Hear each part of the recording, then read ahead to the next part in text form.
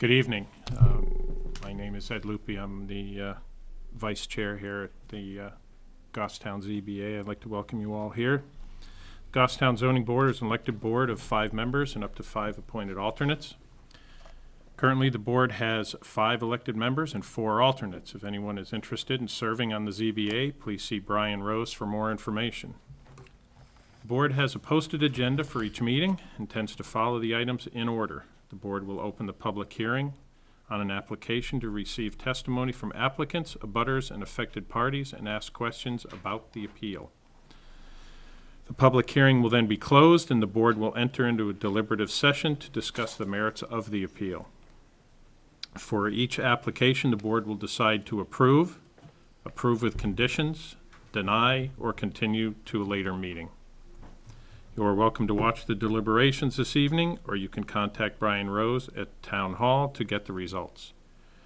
For applicants' requests to be approved, there must be an affirmative vote of at least 3 members. An applicant can request a continuance if there is not a full 5-member board to act on an application. If you are aggrieved by a decision made by the ZBA tonight, you have the right to appeal to the Supreme Court. However, before appealing to the Superior Court, you must request a rehearing with this board to preserve your right to appeal. Rehearing requests must be filed within 30 days of the decision and state all reasons why the decision is illegal or unreasonable. Failure to request a rehearing may forfeit your ability to appeal to Superior Court. With that, I'd like the board to introduce themselves, starting on my right. Good evening, my name is Kathy Hooton. Gail LeBrecq. Patty Gale, staff. And before we get going, just a quick shout out to Brian Rose and his wife Charity, who welcomed their 4th child, I believe, this afternoon. So Brian and Charity, congratulations. You might want to tell them who Brian is. And Brian is the zoning code enforcement officer here, usually at that chair. Okay. Our first hearing tonight is, that's true, minutes. We have minutes from the October 2nd, 2012 meeting, and do we have a motion to accept those minutes? I make a motion to approve the minutes of the October 2nd zoning board meeting. I'll second. You want to second them? Okay. Nope, that's fine. We have a motion and a second to accept. All those in favor signify by saying aye. Aye. Aye. Opposed and abstentions. Okay, first on the docket tonight then is Riverbuilt Homes LLC applicant and Alfie Methat owner are seeking an equitable waiver of dimensional requirements from section 4.3 of the Goffstown zoning ordinance for the side yard setback requirement. On one corner, the house is 4 inches over the setback line, and on the other corner, it is 1 foot 5 inches over the setback line. The property is located at 15 Cove Street, map 24, lot 63A, in the residential 2 zone. With regard to regional impact, I make a motion that there's no regional impact. I'll second. and all those in favor, Aye. Aye. and opposed, and abstentions. You want to remind him that there's only 3 of us. Before we get going, I'd just like to remind you that unfortunately at the moment there are only 3 here on the board. We're hoping to get some more that may be showing up late, but if you're okay with that, just a reminder, you do need the approval of a full of 3 out of 5, so We're okay with that. you're okay? All right. You like us, huh? We'll see. And presenting for? Okay, good evening. My name is Matt Peterson. I'm with Hillside Design Group here representing Robert Livier of Riverbuilt Homes for this equitable waiver, which is the first one in 17 years, I think, that I've presented an equitable waiver. Usually we do variances. This one here is a special case. it seems to fall into the equitable waiver category. Robert here and the owner came in front of you last year to ask for a variance on this property on the west side of the property to go from the 15 feet down to the 7 and the 7.9. I just gave you a survey there. Most stuff I handed out was all the stuff that Patty had already put in your package. Probably I just kind of like to keep it together where I know it is. But, so they spent a few months here getting the variance and then went forward with Robert here to have the home built. He then contacted Don Duval because his property's pretty tight, had the foundation pinned, at which time then he had the foundation guy come put up the walls and pour the foundation. The plan then was checked for a certified foundation. It was emailed from Don Duval's office straight, or faxed, I should say faxed, right? From Don's office straight to the town here without going through Robert. Don just felt, okay, the numbers didn't make sense, but the variances were already granted, that must be what they were for. The house is completed, he went to get his CO, and the town said, wait a minute, the plan you gave us back in June showed that you had a problem. And Robert said, well, what do you mean? And then he was shown it. The equitable waiver that I asked you for explained that we were looking for 4 inches on one side and 1.5 inches. Since he found this out, we asked Don to go back out there and make sure the guys had put their rods right on the corners of the foundations and not a little bit off, because this was so tight. And the plan that I gave you tonight shows that survey. We actually don't need the back right corner. That one meets at the 15. We're only looking for one now, and it's only 1 foot instead of the 1 foot 5 inches. So it's one corner. Again, this was not something he tried to do to make the building bigger, because he's out a lot of money the last 30, 45 days trying to get this resolved and move forward here. Just to quickly go through the equitable waiver outline that you have. Does the request involve the dimension requirement, not a use restriction? That's yes, obviously. We're talking about the 1 foot restriction and the 15 foot required. The specific dimension requirements to be waived, as I just stated, were required in the R2 to have 15 foot setback. We have a 14 foot setback in the front corner, and we'd be asking for that waiver. How the non-conforming was discovered after the structure was substantially complete and/or a vacant lot in violation had been transferred to a bona fide purchaser. As I stated, this was sent over in June, correct? June to the town, assuming he was all set, continued to move forward. Did not find out till he was going for his final CO that this was an issue. So, If I may, Matt, we had lost some. State your name for him. Yeah, I'm Robert LaRiviere. I own Riverbilt Homes. This is essentially on my shoulders. We had done the footing, I had the footing pinned, and I had the plot plan sent directly to the town, so I didn't have to go and pick it up and lose a day. And that's on my fault. I sent it to the town didn't pick it up. They told me that I could continue with construction, and so I did. Went through all my inspection process, and it was picked up at the end. And it's because I didn't go pick it up by hand and deliver it to the town and check it myself. So it is my fault. It's my mistake. It's not, something the town did or anything. It wasn't done on purpose, but, it's something that we're trying to, alleviate now. And then the last two, number 4, explain how the nonconformity does not constitute a nuisance nor diminish the value or interfere with future use of the property. I think, as you know, with this property, you probably have quite a history that tore down the existing structures that were out there, rebuilt a nicer house in its location. This would not constitute a nuisance because of the 1 foot overhang of this building on the property. Last one, number 5, explain how the cost of correction far outweighs any public benefit to be gained by not granting the waiver. I think it's pretty obvious in this case. We'd have to jack up the house, rip out the foundation some way, pour a new one at 1 foot over, and then set the house back down. The cost substantially outweighs, we think, the 1 foot to the public benefit. So with that, I'd answer any questions that the board may have tonight. Thank you. I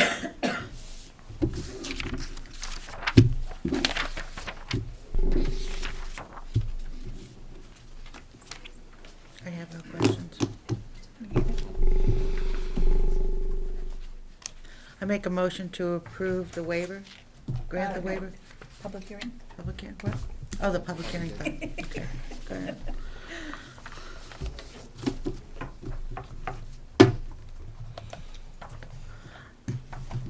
I'll make one comment to you, the owner of Riverbilt Homes. I do appreciate you taking the full responsibility for the error that has happened. And I certainly appreciate you not pointing the finger at the town per se, that stands very commendable as far as I'm concerned. I built over 30 homes in the last 10 years. I've got a good reputation. I've never had an issue like this. I was mortified when it happened because, you know, it not only does it affect me, but it affects my customer who couldn't move into the home.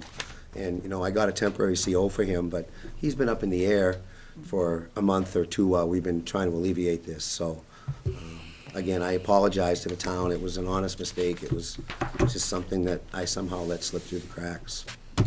Mr. Chair, where is it that I read that, wasn't it the surveyor had a responsibility also? Correct. What happened is that the surveyor went out there in June first of all, the surveyor went out and pinned the corners for us, and then the foundation guy comes out and sets up the walls, and then we pour the foundation. Then the surveyor comes back and checks the foundation. On that certified plan, it showed that we were over on one of the back corners, but that plan was faxed directly to the town. We didn't go through my client. He should have picked it up and seen it. I At asked that him to point, fax it to the town, though, Yep. to save time. He At didn't that do it on point, his it own. showed that his foundation was over, but the surveyor assumed, well, there was variances granted for this property already. That must have been the variances that were obtained. And I and talked to the dots Don, were I there. asked him why he didn't call me when it was like that, and that's what he told me was, well, you told me you had variances. I assumed that those were your variances, and it in no way was it his fault. He faxed it to the town. You know, the ultimate responsibility was mine.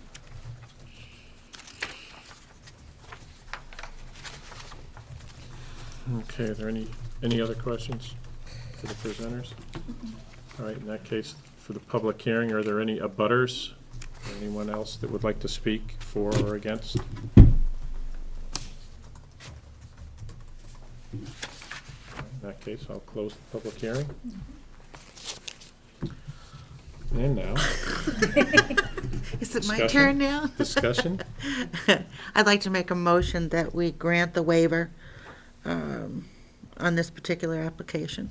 Second. Should there be any mention made of the differences in the dimensions that he mentioned at the beginning of the presentation? That there no longer is the 4 inches and that the back setback is only off by a foot rather than 1.5 feet. I do believe that was. Yeah. Just the front one is now only a foot compared to 1.5 inches, and the Right. back one that was 4 is now no longer.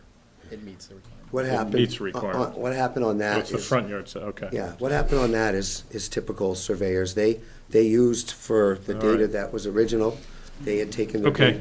In that ca- yeah, we've closed the public hearing on Okay. it, so I just wanted to Do you want me question. to make my motion such that,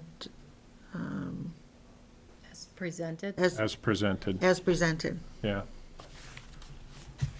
Do you have Thank you, Patty. a problem with Yeah, that? no, That covers it. The As zoning, amended? the zoning ordinances do specify that what they present here is Right. what they're held accountable for anyway. Right. it's, but they did have a variance before this. Now they're adding to this. Right. Okay. This is a new variance. It's actually, This an one- It's a new- It's a or waiver. equitable It's a not waiver. even A waiver. It's a waiver. It's a waiver. Right, Okay. It's a waiver, it's not Gotcha. a variance. The waiver. All set. Okay. Any further discussion? Okay, we have a motion on the floor. All those in favor signify by saying aye. Aye. Aye. Aye. Nays? Abstentions? Motion carries. thank you. Have a good night. Right. Thank you very much. Have a good night. Welcome. They can probably sleep better tonight, huh? Just a little bit. Just a little bit. Unbelievable. Did you already approve the minutes, Mr. Chair? Okay, second on the docket is Linda Forsyth. Owner applicant is seeking a variance to allow a newly built deck or platform to remain and a proposed porch extension to be built within the 100-foot setback requirement of the Wetland Surface Water Conservation District.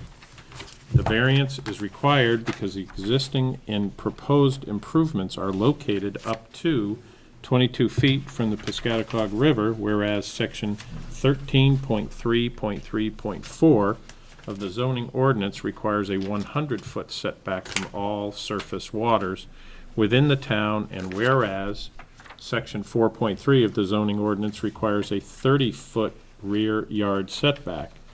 The property is located at 131 Dennis Park Road, map 25, lot 32, in the residential 2 district.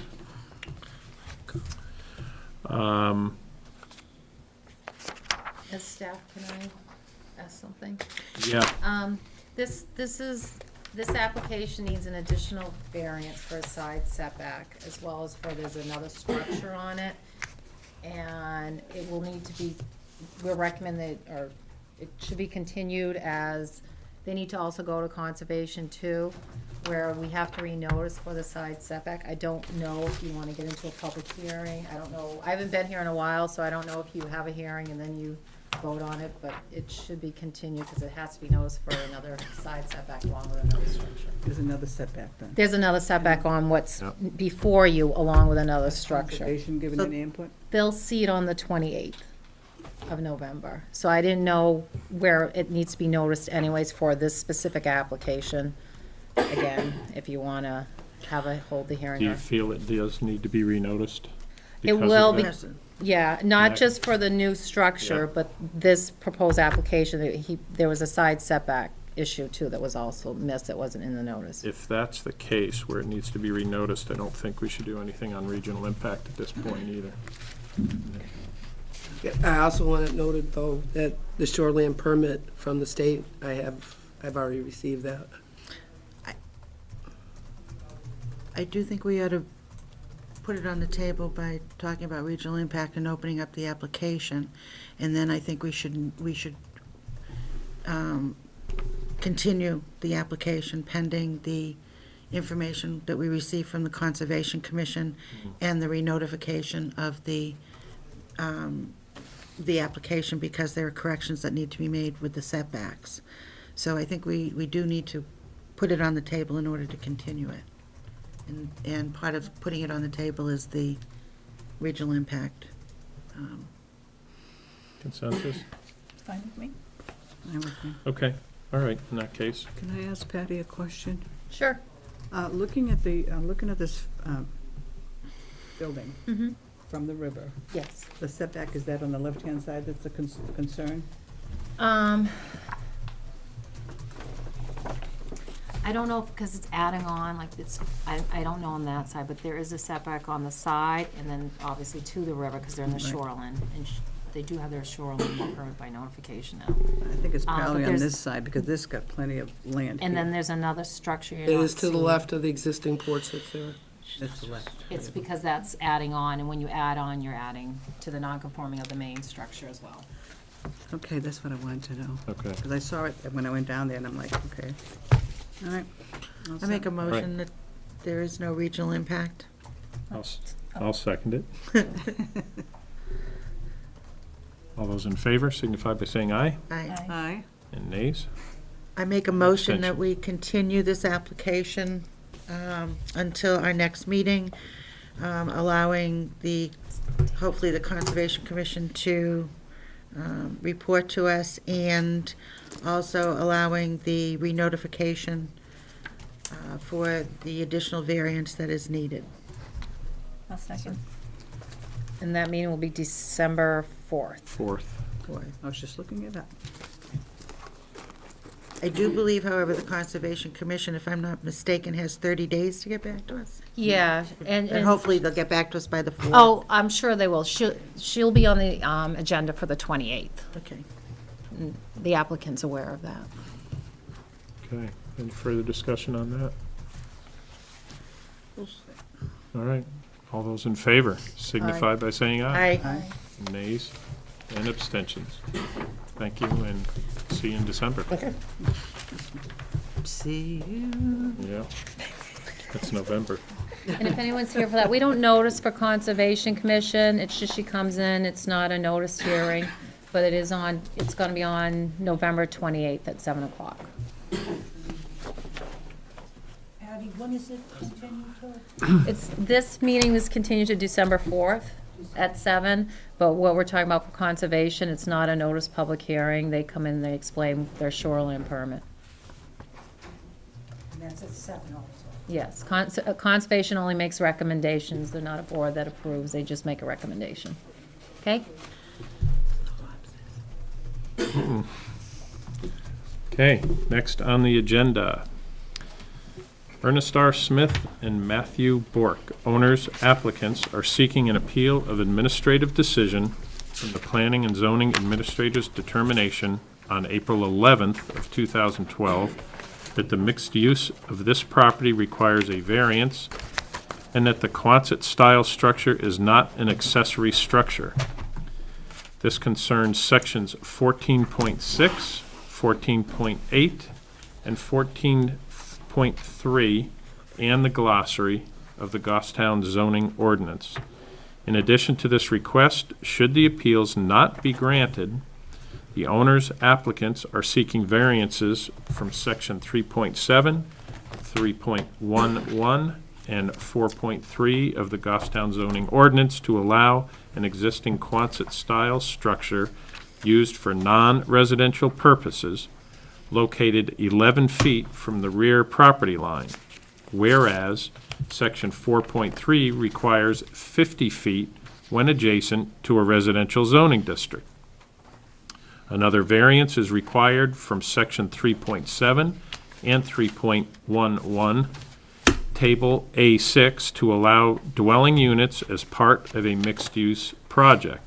The subject property is located at 39 Laurier Street, map 17, lot 184-1, in the industrial district. Do we have any discussion on regional impact? Make a motion that there's no regional impact. Second. All those in favor signify by saying aye. Aye. Aye. Opposed?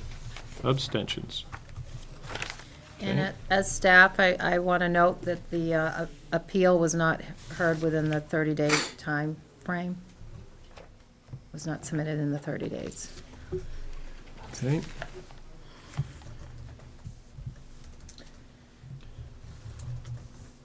So if it was not submitted within the 30-day time frame, then why are we considering it?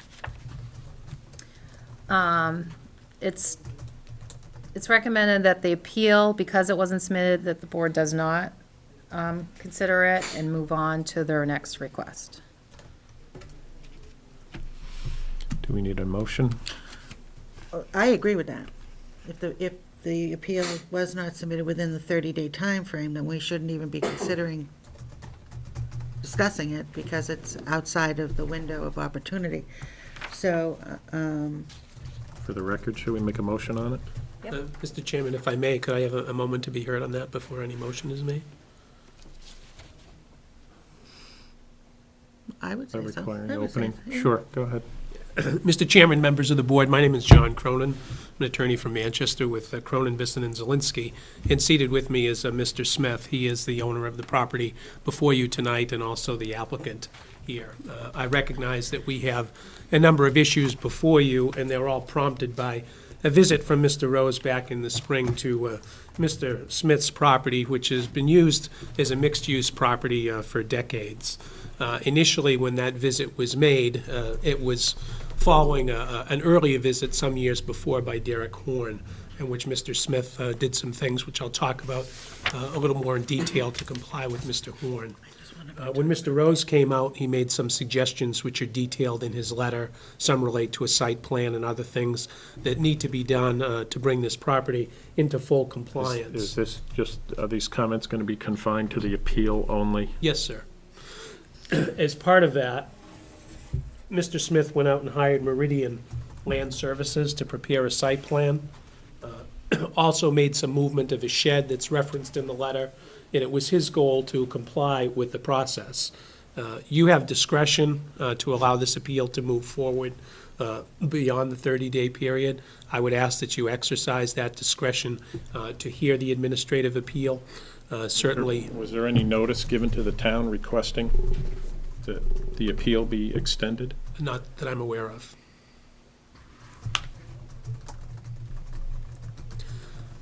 I am aware that there was an ongoing dialogue with Mr. Rose and Mr. Smith and his various consultants. He, again, hired Meridian, hired a law firm, not ours. We are new to this project as of last week to try and get matters prepared and properly before you for your Is there any consideration. record of that?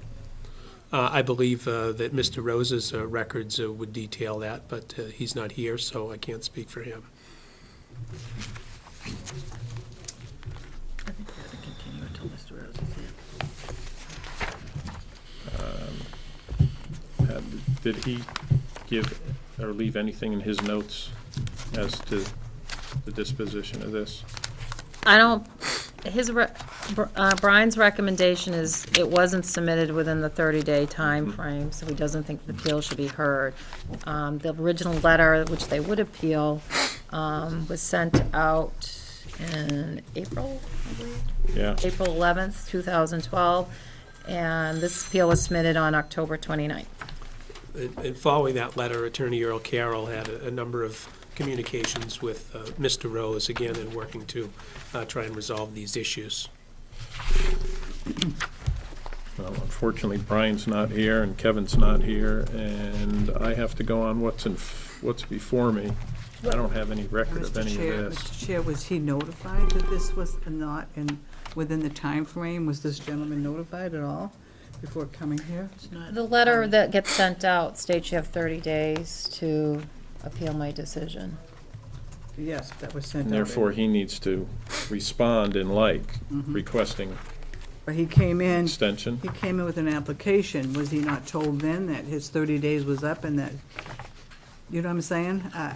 Was there anything said to him, you know what? Well, the attorney, Cronin, seems to be saying that from what I'm hearing, what you're saying is that 30-day isn't really a time frame. And I'm trying, now, what, based upon what, are you saying that we don't need to pay attention to the 30-day time frame? It is a time frame, but you have discretion for good cause to hear this appeal, and that's all I'm asking. I'm not saying that it doesn't exist. It certainly does appear in the April letter that Brian Rose sent out. And my position for good cause, and by offer of proof, Mr. Smith is here with us and can testify to it if necessary, gets this letter. If you've seen the letter, which I believe is in your packet, is pretty lengthy. He's not well-versed in land use laws or zoning laws, for that matter. He hires the appropriate officials to try and make things work and comply, short of having to come to this hearing. As things have developed, he's spent some money on preparing this particular site plan, also engaged us to try and assist him and lawyers before us to try and put this in order. As we'll talk about in the variance application, there's a lot of history to this property and a lot of issues that talk about pre-existing use, prior non-conforming use, and to suggest that somebody, even if they were well-versed, would jump the gun and go forward and appeal in 30 days. I don't think that's the case. Having said that, I would agree with the chairman that in retrospect, if we had a chance to do it over again, if I were representing Mr. Smith, I probably would have asked, as you suggested in writing, for an extension of that 30-day period, and that didn't happen.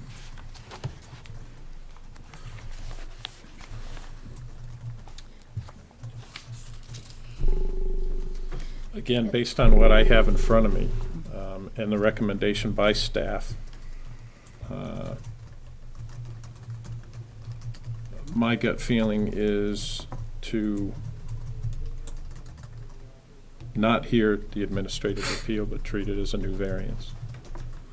I have to Is there agree any with other that. I discussion? think that as we go forward into the different variances that we're looking for, or that he's looking for, and we discuss them, that eventually will answer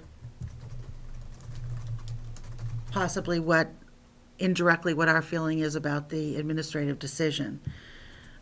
So I don't think by rehearing the administrative decision or hearing the appeal for it, by not hearing it, we would be negligent in not looking at this ourselves because of the way the requests for the variances are set up and stated. So I think going forward with the variance request will ultimately either confirm or not confirm what the administrative decision was.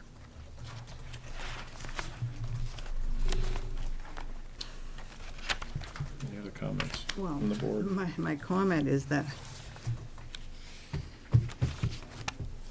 this gentleman is not, as many other applicants are not used to the zoning and appeal process and all that.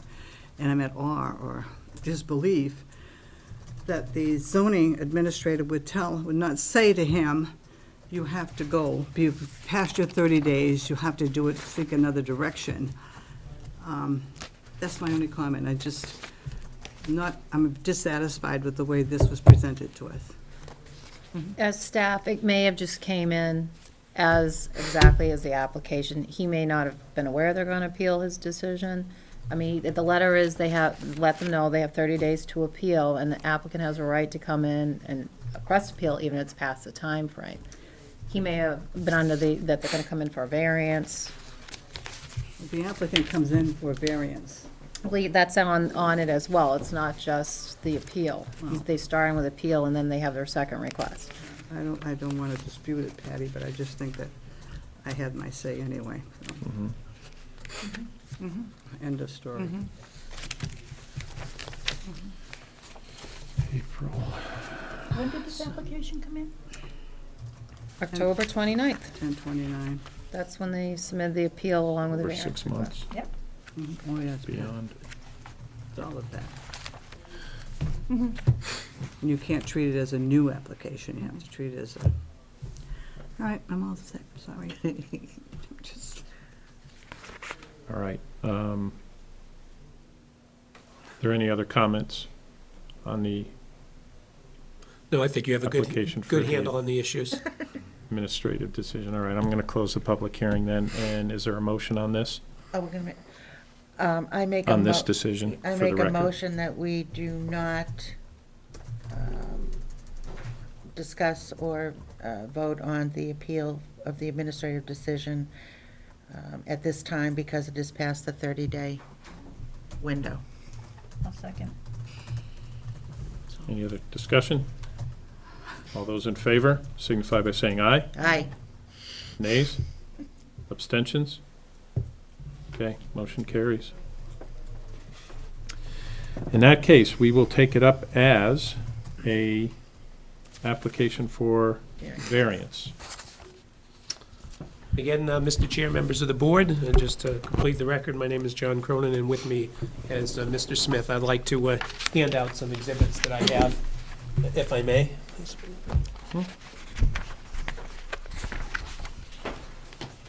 Can I keep this for the record? Wow. Thank you. The right number, too. Should have had this One about a week extra. ago.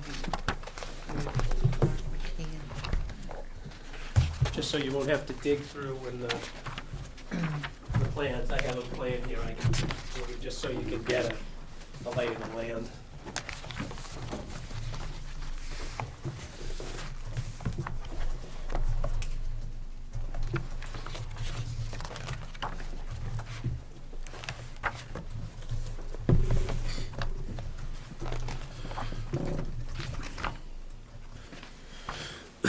What I've put before each of you and asked to be marked for the record is a binder of relevant information that applies both to the variances and the administrative appeal.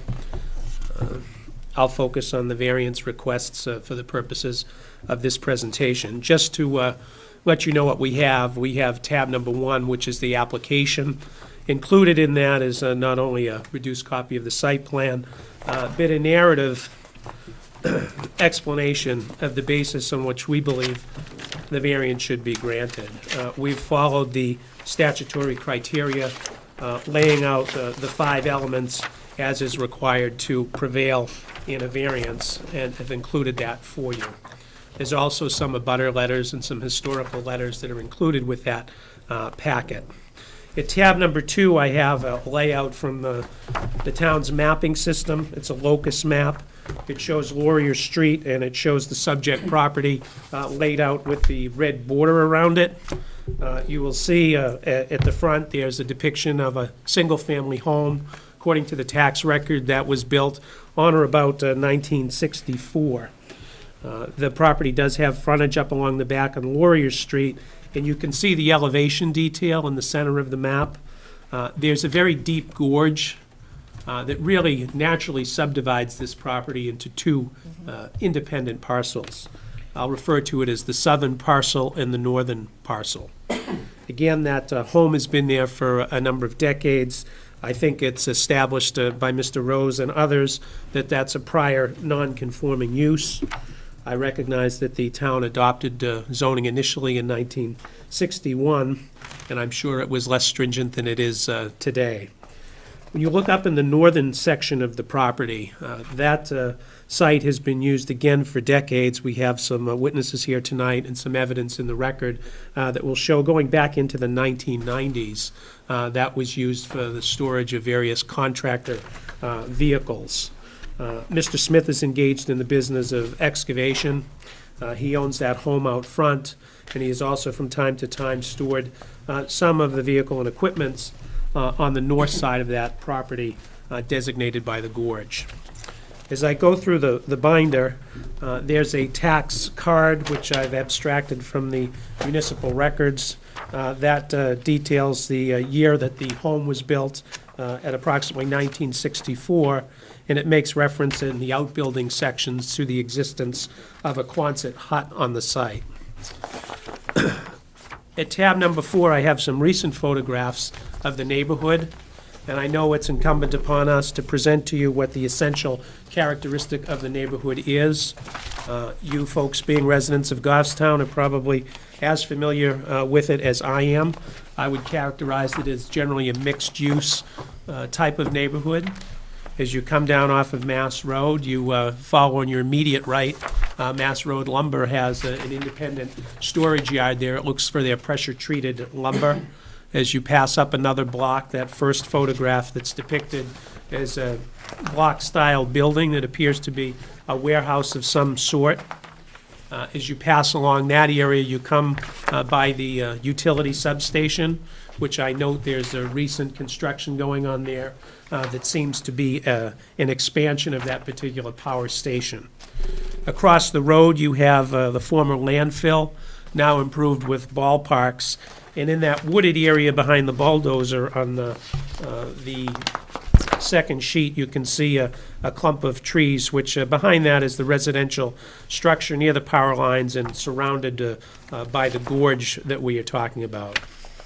In the following photographs, I have some photographs of not the subject property, but properties in the immediate neighborhood. And it seems to be that these Quonset-style huts or garages, so to speak, are pretty common in this particular neighborhood. You will see them on a number of properties throughout the neighborhood. They fit in with the character of the neighborhood. You'll see in a lot of driveways from all types of trade vehicles, whether they be vans with tools and supplies on the roofs of them to commercially marked vehicles and various driveways.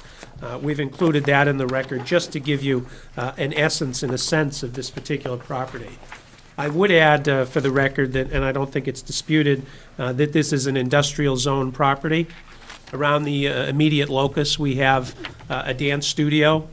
We also have an industrial building, an acoustic supply, and other industrial-type merchants that are there. And I've boarded on the map up before you with a yellow highlighter a residential house. There's a confluence really here of 3 zones: industrial, residential, and commercial. And if you see that home where the yellow line is, you can see that that building is almost right up against the boundary line. It appears that that's either a prior non-conforming use itself or probably exists with the benefit of a variance. Although not shown on the plan, if you looked out the front of that home, you would be looking at the back of the school there, and there's a road to the front. It's my understanding that Laurier Street and that loop-around road, although improved with many homes, is a common throughway for many of the buses bringing the school children back and forth to their classes. So just to give you an essence here, that's a very mixed-use type. The historical use of this site has been mixed use, both with the house and the contractor's storage yard. In exhibit number 5, I've included a letter. This is from Mr. Derek Horn. He's the zoning code enforcement officer. It's dated May 16th, 2008. And I think it's important for a few different reasons. In the first sentence of the second paragraph, you will see that the property was created by subdivision approved by the planning board in 2003. That's significant because if at that particular time there was any problem with this property, that it was not conforming and that it needed some variance, the planning board wouldn't have been in a position to approve this particular subdivision. We know for a fact, as we go on, that the north end of that property, according to Derek Horn, was used for the parking of commercial vehicles. As I move to tab 6, I have some of the letters here from various abutters who are all testifying to the fact that Mr. Smith has kept his property neat and clean, has organized it and made it better than some of the prior owners. Mr. Palmieri is a prior owner here. He can go back into 1994 and tell us that that particular northern section was used for the storage of commercial vehicles. It's a letter from D&M Striping, which is a property directly across the street. They're very satisfied with the way that Mr. Smith keeps his property and the use. At tab number 7, I've abstracted a table of uses from the zoning ordinance. And as you can see, as you flip through this, in the industrial zone, we have many uses that are much more intensive that are being used by this property currently that are allowed not by variance, but as a matter of right. Any type of municipal building would be allowed on this lot. Lumber yards are allowed on this lot. Motor vehicle repair, service, towing, body work, all permitted on this lot. Bus, truck, or rail freight terminals are allowed as a matter of right. Public utilities are allowed as a matter of right. And I won't read each and every one of them because the list is huge, but some of the more important ones: manufacturing, fabrication, assembly, packaging, industry, research and development, wood milling, wood-based products. I don't know of any use, and I'm involved with one now down in Pelham, that can be more, shall I say, intensive, loud, dusty than a sawmill. And that's allowed in this particular property as a matter of right.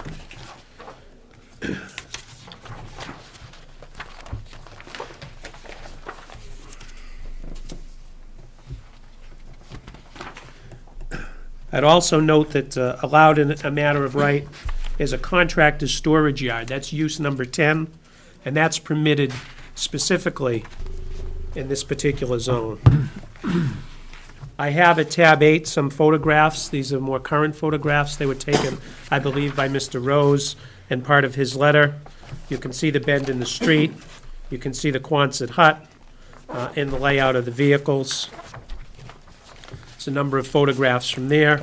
At tab number 6, this addresses the value prong of the variance test.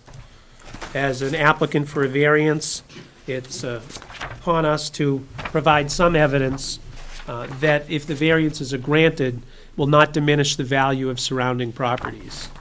It's well settled in New Hampshire law that the value prong is not tested by the value to an individual personally, but it's tested by market value.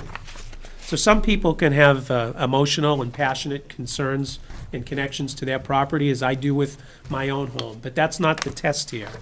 What we have surrounding this particular property is a single-family residence that's existed next to an industrial zone for some time. It's in an area of heavy traffic. It's next to industrial buildings for the acoustical tile facility. And Mr. Mark McKeon, a licensed appraiser in the state of New Hampshire, was retained by Mr. Smith to go out and do a survey of the area of the property. And he's rendered his opinion that if the variances are granted in this case, it will not diminish the value of the surrounding properties beyond those uses that are allowed as a matter of right. Okay, and that's important. When you're comparing this value prong, it's not comparing it to if this property was a grass field or a hay field. It's comparing it to the uses that are allowed as a matter of right. And when you do that, I would submit that this evidence satisfies our evidentiary obligation to prove that there's no diminishment to the market value of surrounding properties. At tab number 10, I've attached, this is a vehicle, there's been some concern raised, I think, in discussions with Mr. Rose about the noise of Mr. Smith's, one of his vehicles, maybe a diesel vehicle of some sort, but we've put the specifications in there to show that it's operating by its current standards. Certainly wouldn't be as noisy as the school buses and the other vehicles that travel throughout that area on a regular basis. Directing your attention now to the two specific requests for the variance. The first one is to allow this property to continue as a mixed use in the same manner that it's done for decades. And I would submit to you that if you took that house that exists out in the front, the non-conforming, prior non-conforming home, and you can converted it to a sawmill, you called it Ernie's Excavating Storehouse, or some other intensive use, there'd be no need for a variance. The house is what makes this non-conforming. If it was all industrial property, it would be allowed as a matter of right. As far as uses go in this zone, the less intensive use is the residential home. When I look at the 5 criteria for the variance, which is spelled out in our narrative and in specific detail with appropriate reference to the citation, I've talked briefly about the value of surrounding properties, and I think I've laid the benchmark for that. Granting the variance will not be contrary to the public interest. That prong has been determined by the Supreme Court in Chester Rod and Gun Club to be a test based on the essential character of the neighborhood. Well, the essential character of this neighborhood has been the same for decades, without any complaint or concern. We have the neighbors here, not one, not two, but a number of neighbors who have stood up and written letters or come here tonight in support of Mr. Smith and stated that this is consistent with the way that it's been used for some time, and it's certainly consistent with the express terms of the table of uses, which says this property should be used as an industrial property. Denial of the variance would result in an unnecessary hardship to the owner owing to special conditions of the land. Certainly, there are a number of special conditions that qualify this particular property for the hardship prong. First is the deep gorge that divides the property. Secondly would be its proximity and the confluence of 3 different zones.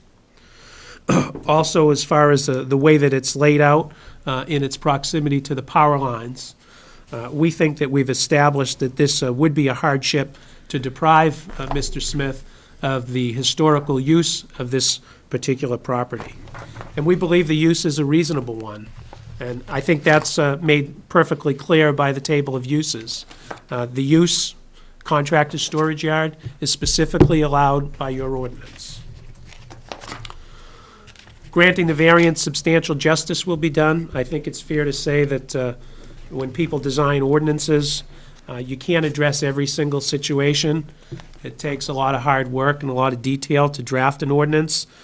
But no matter how well you do it and how careful, there's always going to be gaps that warrant a variance. I think Supreme Court Justice Horton said it best, that the variance procedure and mechanism is best used as a relief valve to provide some justice. And granting the variance would not be contrary to the spirit of the ordinance here, because the spirit of the ordinance is to allow industrial use. By granting this variance, you're really allowing a less intensive use. I don't want to talk too much about technicalities here, but I think it's important to note that your ordinance, for some reason, doesn't really include much detail on the revisions in the amendments. I can tell from a review of the face of the ordinance that it was initially adopted in 1961. I can see that there were also comprehensive amendments made to it in the 2000s. But I can't tell from the face of the ordinance what those particular revisions were. I would suggest that the mixed-use provision of the ordinance isn't something that we saw often in the early 80s, back when I started. I don't know if that came into being after this particular property was used, but I would suggest it would be. Not that it's particularly relevant here, But as far as the revisions to the ordinance, we see that this particular form was adopted well after this property had been used as a contractor's storage yard. I'd also note that in our research, we found that generally by statutes, and we talk about technicalities, I don't want to get too far afield here, but on the site plan issues, it's incumbent upon the town to record at the Registry of Deeds a certificate of vote stating that the town has adopted these regulations. And I don't know if it's a matter of oversight or just wasn't done, but I can't find it anywhere at the Registry of Deeds, which is really unusual. So taking that all into consideration, I would ask that you vote in favor of allowing this mixed use by variance. The second issue relates to the Quonset hut, and the Quonset hut has some history. Mr. Horn went out to that site, and it was a topic of conversation because it was a little closer to the property line. And I understand at that time the abutters had some concern about it. That Quonset hut was moved to be 10 feet off the property line. There was also a shed that was over by a garage. That was moved, again, away from the property line. My understanding, if this is an accessory structure to the residence, that it's perfectly fine where it sits. Mr. Smith invited Mr. Rose to come out and take a look into the Quonset hut and see what was stored in there. I think that request was declined. But if you went into it, you would find a motorcycle, some snowmobiles, some hand tools, and yes, a few things related to Mr. Smith's business. Not really any different than a garage that you would find as an accessory use to any other residential structure. We've also made suggestions that Mr. Smith, although he's already once put a buffer up here, he was told that he could maintain it there by the town if he put up some arborvitaes. He gave the abutter an opportunity, he said, I'll either do a fence or arborvitaes. They selected arborvitaes and he planted them. He's here before you tonight, and Mr. Smith has told me, if the fence is going to do the trick, there's a fence there now that we believe the abutter owns. It's very much in disrepair. It's falling down. If a new fence is going to satisfy the concerns of the abutter, Mr. Smith is willing to pay for that and put it up as a condition of any variance. If Mr. Smith is requested to move this hut, he can do it. He can move it off the property, but it will remove what is theoretically an existing buffer. That Quonset hut provides a shield, not only a visual shield, but it also provides a noise shield. So after discussions with Mr. Rose saying, should I move this? Do you want me to move it? And Mr. Rose had the consensus that why don't you wait and see what happens at the ZBA before you do anything with respect to moving it. We believe, as we do with the mixed use, that this meets all of the necessary criteria for the variance. It's addressed specifically in Mr. McKeon's opinion, a letter that's included in the exhibits. And I would also ask that you look favorably on this particular application and grant the requested variances. We note that if we're successful here, this doesn't end the work for Mr. Smith. It's been requested, and I think you probably saw in Mr. Smith's letter that he's been asked to go over to the planning board, maybe bring the site plan in, provide some more details. That's something that he's willing to do and provide a benchmark for the town. So this is a fella here that's been around for a long time. I think he's a good neighbor and a solid citizen, just wants to earn his living, be a good neighbor, and go forward. So again, I'd ask you to vote favorably on the variance requests. Thank you. Thank you. I have questions. Okay. I do too. I want to get to when this all started, because I actually right now think it's a catch-22. Now, this land was subdivided in 1964, did you, what, do you? 2003. 2003 was subdivided, okay? We subdivided in the 90s as well. Okay. The house has been there since 1964? That's correct. Okay. And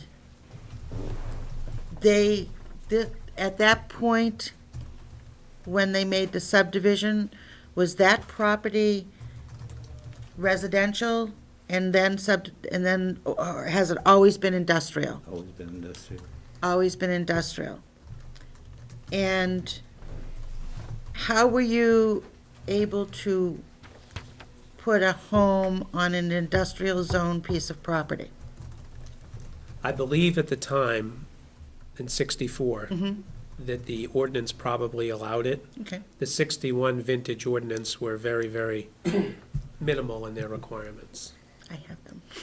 But anyway, okay, so we have already a situation where you have a residence on an industrial zone property, which actually, they don't really, the zoning ordinances really doesn't like, but they allowed that subdivision, knowing that there was a resident there in 2003. So that issue to me is almost a moot issue, because that they have already allowed that to be, as far as I'm concerned. So I'm now looking at it from the standpoint that it's an industrial piece of property. It does say in 3.7.10 that contractors' storage areas are permitted. I think there's an issue here, if I'm not mistaken, that the setback should be a 50-foot setback from a residential, that abuts a residence. And I think I heard you say we only have a 10-foot setback here? That's correct. Okay. I take a bit of an exception to the terminology of a Quonset hut. I know that they said a Quonset style, but I was very concerned because a Quonset hut to me has always been a residence, a living facility. And I went on to Wikipedia and I actually confirmed that it was a prefabricated steel structure that started from the wars. And this is a Quonset style, but it is not a residential. To me, it's more of a garage style. And I think your pictures also, if I'm not mistaken, and please confirm this, your pictures do show that there are several of these material structures in that particular area? That's Is correct. that correct? And I would assume, and perhaps you can confirm this, do people live in those material-styled facilities? No. So this therefore would be more of what I would I would assume being a, like you said, a storage area. Now, you are a contractor? I am.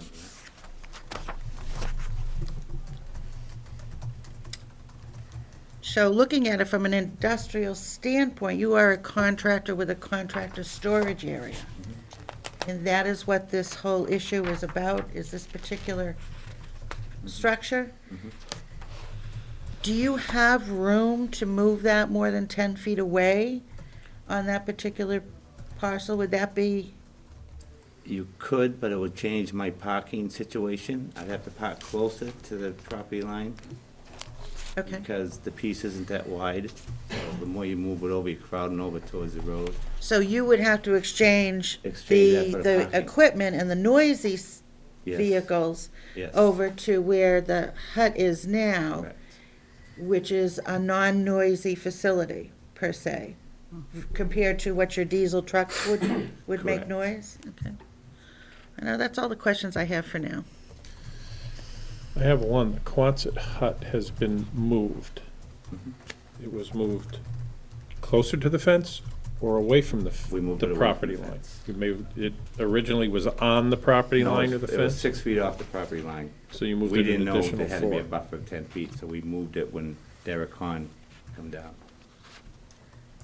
Okay, so you moved it from 6 to 10 feet, 11 feet, yeah. 11 feet. He said we needed 10 feet. Okay. Derek told you you needed Yes. 11 feet? 10 feet. 10 feet, but you moved it to 11. Yeah, we moved it to 11 feet. We moved it more. That's the closest corner to the property line. Okay. I have a question, Mr. Chair. The- The abutting house, the yellow house, is that right on the property line? It's pretty close. I mean, that's to scale, so it's a lot closer to the property line than the Quonset hut And is. in fact, it should be 50 feet away from the property line. If you were building it today, that would be the requirement. Is, with the yellow highlight, is that the yellow house we're talking about? Yes. That's the house. Is it my understanding that house is for sale? That's correct. Do you know how long it has been for sale? I don't. When they made the industrial zone, I believe, that if there was a house on that zone, industrial zone, it was the house where the owner lived in, The caretaker, okay. the caretaker, Guess so. whatever. So they made it all industrial. And I know for a fact that is exactly what happened, because I have a property just like it, with a residential and an industrial zone. So, and that's what happens, is the owner lived in it, and then he had all his businesses there. So evidently, if that house ever burns down, we could never replace it. Well, they do say here, the they do say here somewhere, that caretakers, I read that in one section just now, that a caretaker's facility isn't allowed, is an allowed structure in an industrial Industrial zone. zone piece of property. And I believe that's what they categorize it on, under. Question, in section 8, in the photograph on page 11 of 12, I just want to clarify that that is the house at the picture at the top of the page. This is, Yeah, that would be like the brownish orangish roof. right, it's behind that yellow, it looks like what, some type of a, what is that unit, that yellow? In that, no, we're looking at page 11 of 12, I think it's at the bottom of the page. Page 11 of 12, okay. There's 2 photos on the page. Yeah, give me a moment. I believe you got it right there, top photo. Yeah, actually, it's in both photos. That's the house that we're talking about. That's correct. And what is that unit in yellow up front? That's my sander for my, That's okay. I moved that, it's back on the other side. So it's no longer It's there. no longer there.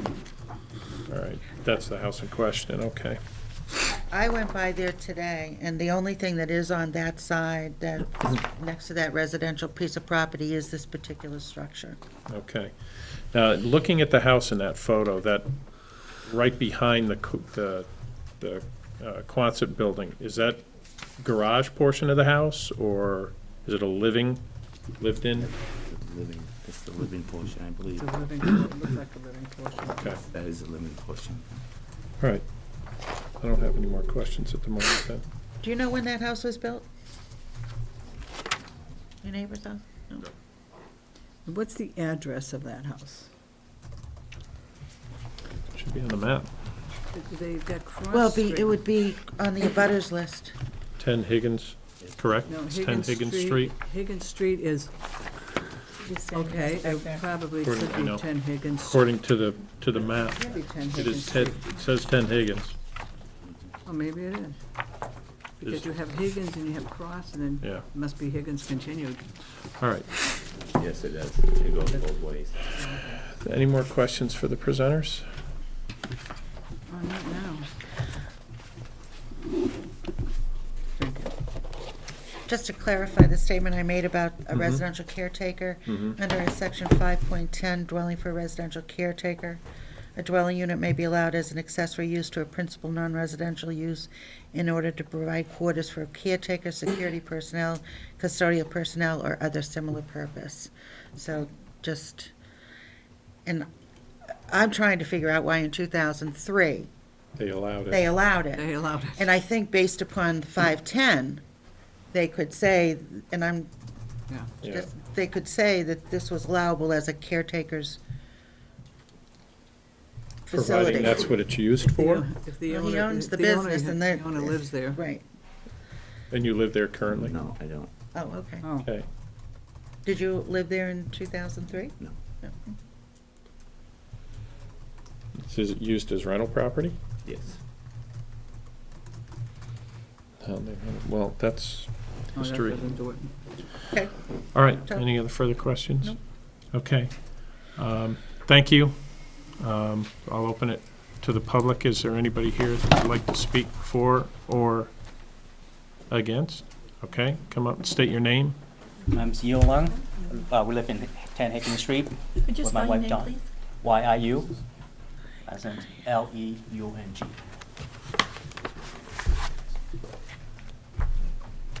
So you live in the yellow house? Yes, we Yes, I do. do. Okay, thank you. It's been on sale since March. Okay. Hardly get any, Well, this, it's, I'm sorry to Can say you it, I imagine know, why? I know. Yeah. Yeah, exactly. Yeah. A lot of people live in houses on the sale. Thank you. on the package, on the first page, it show your Goffstown GIS map, 2001 aerial photograph. And as you can tell, I apologize, I just pulled up from the website. It shows all woods in the back of the house. So that's how it was when I first bought it in 2004. Am I looking at your pictures? The front The very page, first page. the very first page. Okay. Yeah. Yes. That's from our Goffstown website, GIS. Mr. Rose very familiar with that. So one day in 2006, I felt an earthquake outside my house. Next thing you know, I opened the window and saw a bunch of guys with heavy equipment plucking trees away, leveling the lawn. Next thing you know, a plastic stretcher comes up. So I'm a first-time owner. I don't know what's going on. I thought I trust in people where they bring the permit and get whatever variance to do, whatever on their lot. I know they have the right to do that.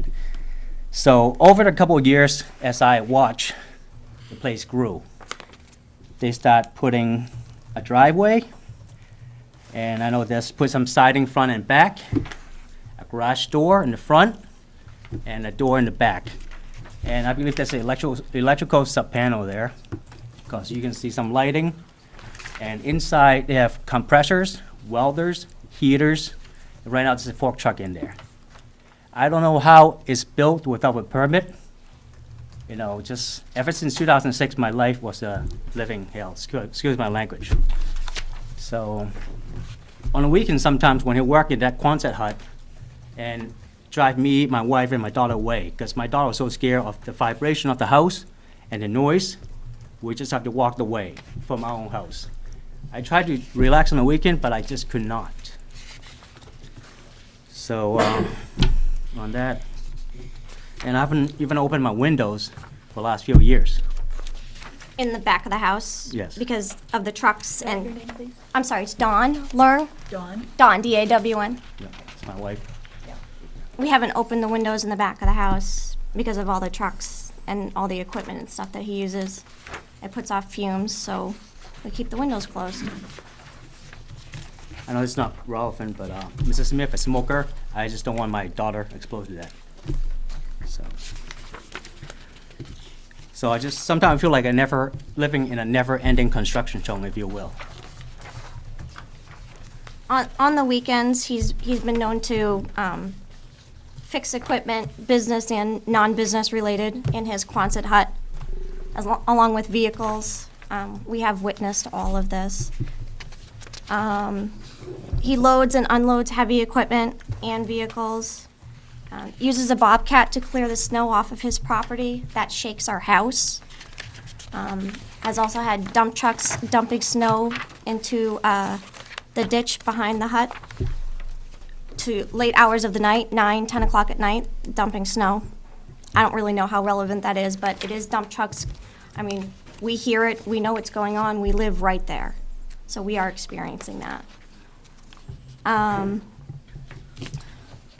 The last straw was in January 2012.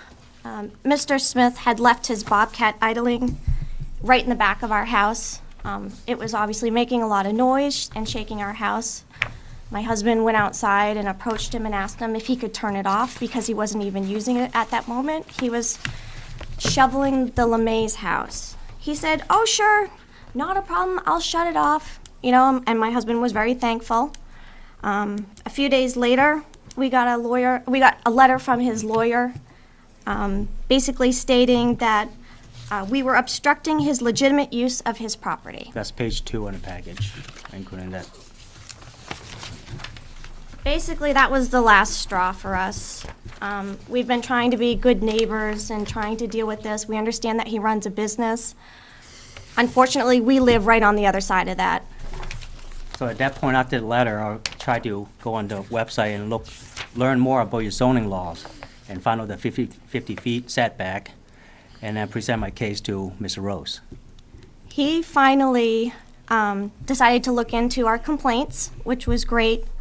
We had complained prior to, and basically we just got overlooked. I'm not sure why, but we did. So when Mr. Rose finally looked into it, that's when the notice of violation was sent out in April. And he did not find any permits for anything, for paved driveway, for the cement lab. I think including the photo, the weekend of putting that cement lab in, with his Bobcat picking everything out. I was at that, the only time I was home at that weekend was going back to sleep. That's what I did.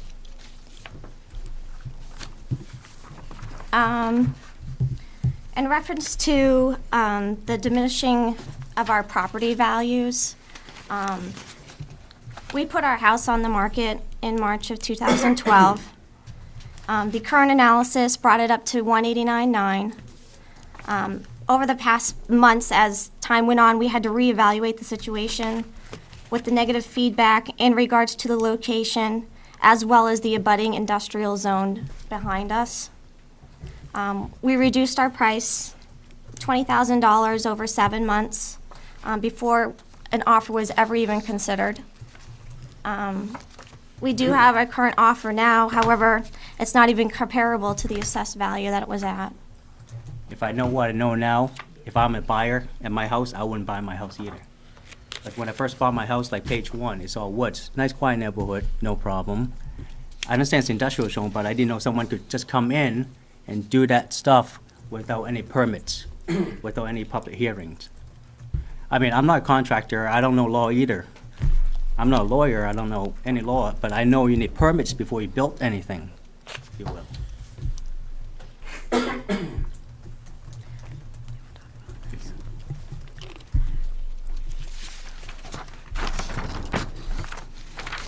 Did you build this house? No. No. It was built in 1940s, first part of the house. It's a New Englander, so I keep adding on and adding on. From my understanding, from my next door neighbor told me, it used to be a little hut, which is the right side of my house. And then they built the 2-story in the middle. And finally, before I bought it, they put the master bedroom on the left-hand side of the house. Pretty close to that garage behind us. And that's the back of the house. Yes, I That do we not have have a the garage, issue. so the whole area of the house is all living area. And most of the pictures that I printed out is from my daughter's bedroom upstairs. And I think one picture is from my kitchen. Now, excuse me, the buyers that are looking at this, are they aware that you're abutting an industrial zone and you're on the property line? Yes, I gave them the letters from the town Okay. and what's going on. From what I see here from the buyers, most of it was because there was just 2 that they didn't like the location. The rest was the bedrooms, the kitchen, the configuration. There were several that So- regarded the Well, industrial over here, I'm zone. reading what the reports Okay, happened. I thought I read that there was a couple that had stated the location. It's not because of the location, I mean, from what I read, so, I mean, this is just some of the realtors that have comments.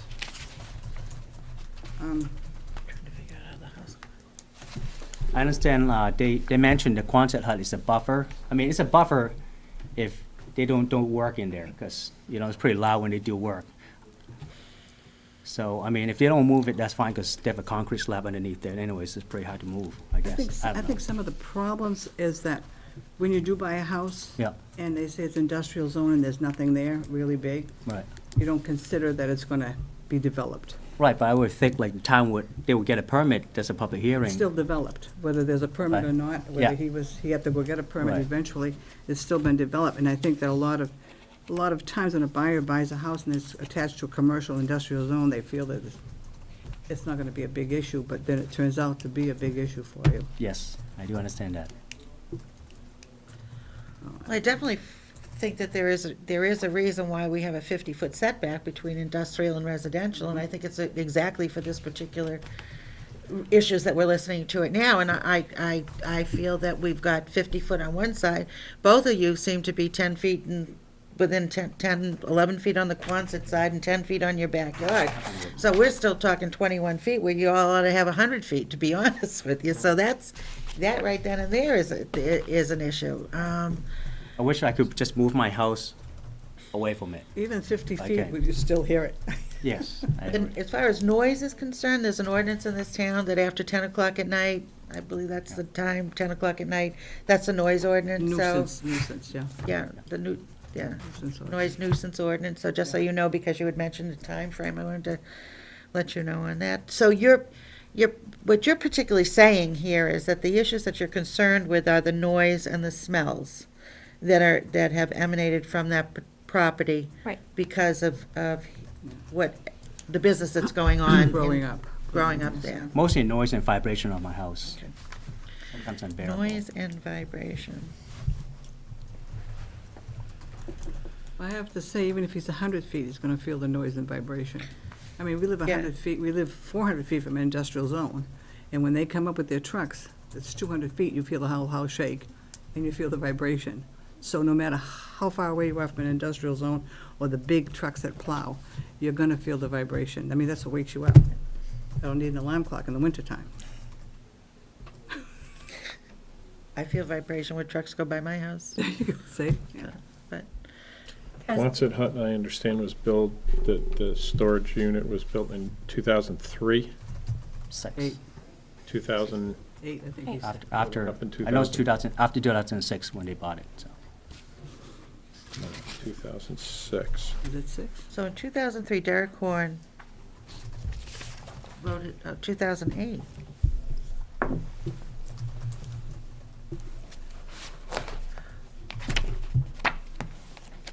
The property, okay. That's good, that's not. Now, do you need a permit for something like that before you put it on? I'm just, like, I don't know the law either, because I was the first-time home buyer, because That's I the thought you need a line. permit for You- that. you do need a You need a permit. permit for pavement, you need a permit for cement slab on the hut, correct? Okay. Whether he has a permit or not, I don't know if he went for a permit after he was discovered that he didn't have a permit. I have no clue. In 2008, Derek Horn said, "Please be aware, a building permit is required to relocate the structure on your property, Okay. and it must meet all applicable setbacks." He got it after That's what after he said. moved it back and everything. Must be it. When I talked to Mr. Rose, he did not find any permit for anything. That was I in don't believe January. we got a permit. He didn't get a permit. You can Never ask. got a permit. Nope.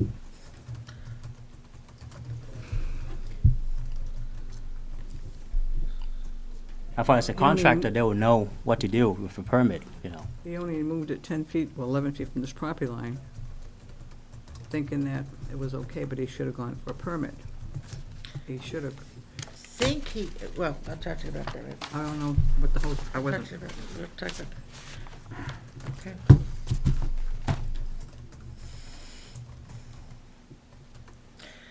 I try to If compromise. you were to suggest what you think would make this a better situation, what would be some of your recommendations?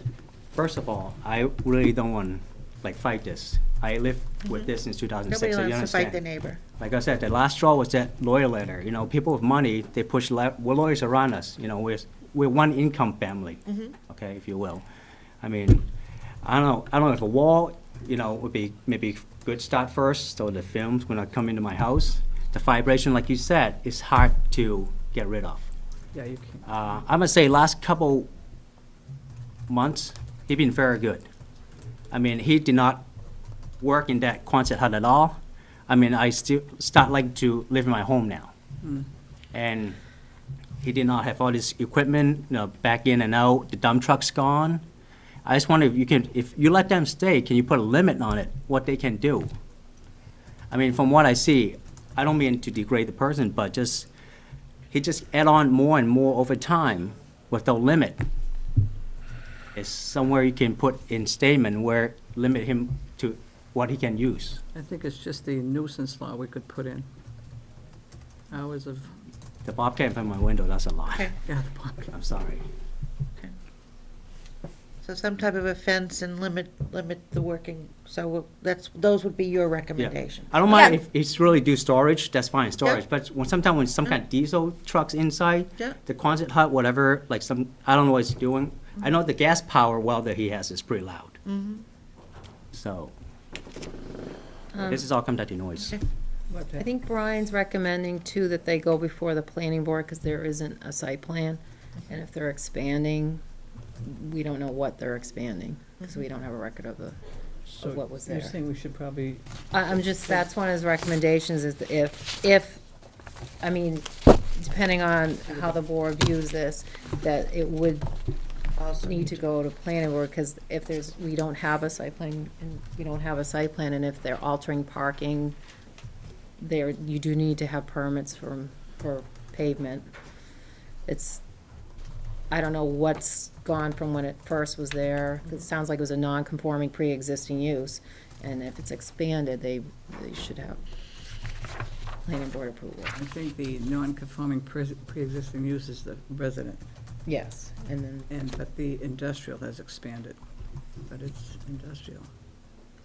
Yeah, I agree, it's the resident, but I also agree that they allowed that subdivision with the resident on it, so that put them already into, it's a grandfathered structure.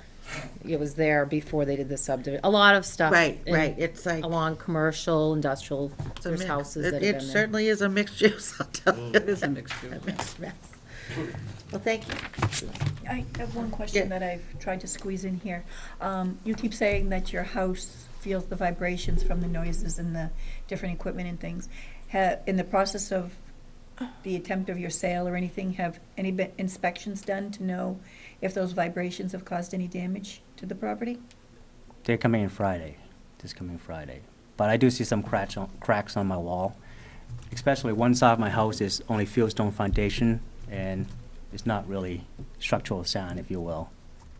That's the oldest part of the house, which is on the most right side of the house. But sometimes my daughter gets scared with the vibration, and we just gotta get out of the house. Earthquake. Basically, that's just when he uses the Bobcat to shovel his lot. That's basically the worst. The other ones, the trucks, all of that is pretty tolerable. I mean, we've been dealing with that. Except for the dump truck. But, you know, since he started parking his vehicles over on the other side of the Quonset, that has definitely helped. You know, he's not backing it up into our house, you know, so we're not hearing him start his vehicles and pull in and stuff like that. I mean, that has definitely helped the situation.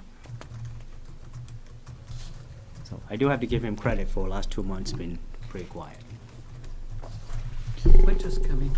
Yes, that's what I'm afraid of. That's why I want to sell the And house. you guys are coming here.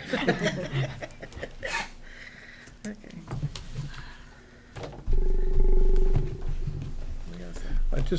I just need to clarify, what year was that Quonset hut constructed? Attorney? 2008. Was it constructed in 2008? All right. 2006, sorry. It was 2006? Right after when he bought it.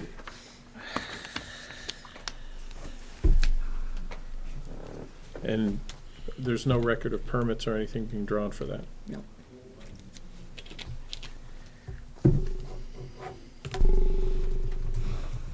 Okay, any other questions? None of them, no. Okay. All right, thank you. Thank you for your time.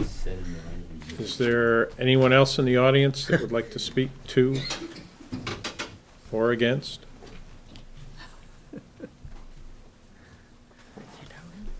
My name is James Palmieri. I'm the previous owner of the property, Which property? the property that we're talking about. Industrial. Okay. And I'd like to speak in favor of this. I own the property from 94 until 2003. And in 2003, I'm the one that subdivided it. And the property used to consist of Heidi Sullivan's dance studio out on Mass Road. Yep. So I'm the one that subdivided it off and sold that building to Heidi. And then 2 years later, I sold the property to Mr. Burke and Mr. Smith, the back property.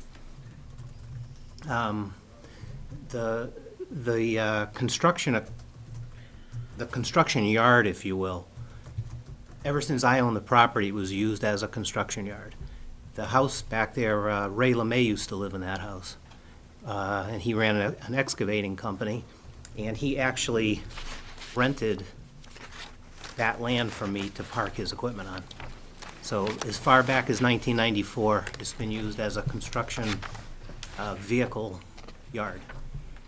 Now, the house that you're speaking of, that's currently now Mr. Leung's house? No. That's a different house. No, 39 Laurier Street. which Okay, is- that's the house on the property. Right, which is right All right. behind the dance studio. Okay, yeah. Did you live in that house? I did not. From 1994 to 2003, you did not live in the house, the No, residential house I there? ran my company out of the dance studio, which was Precision Mechanical. Okay, And the back house was rental property. okay. It was a residential rental property.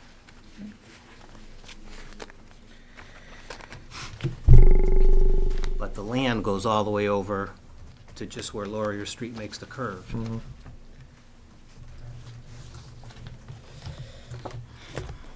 So you subdivided the property in 2003, 2005, sold it to Mr. Smith.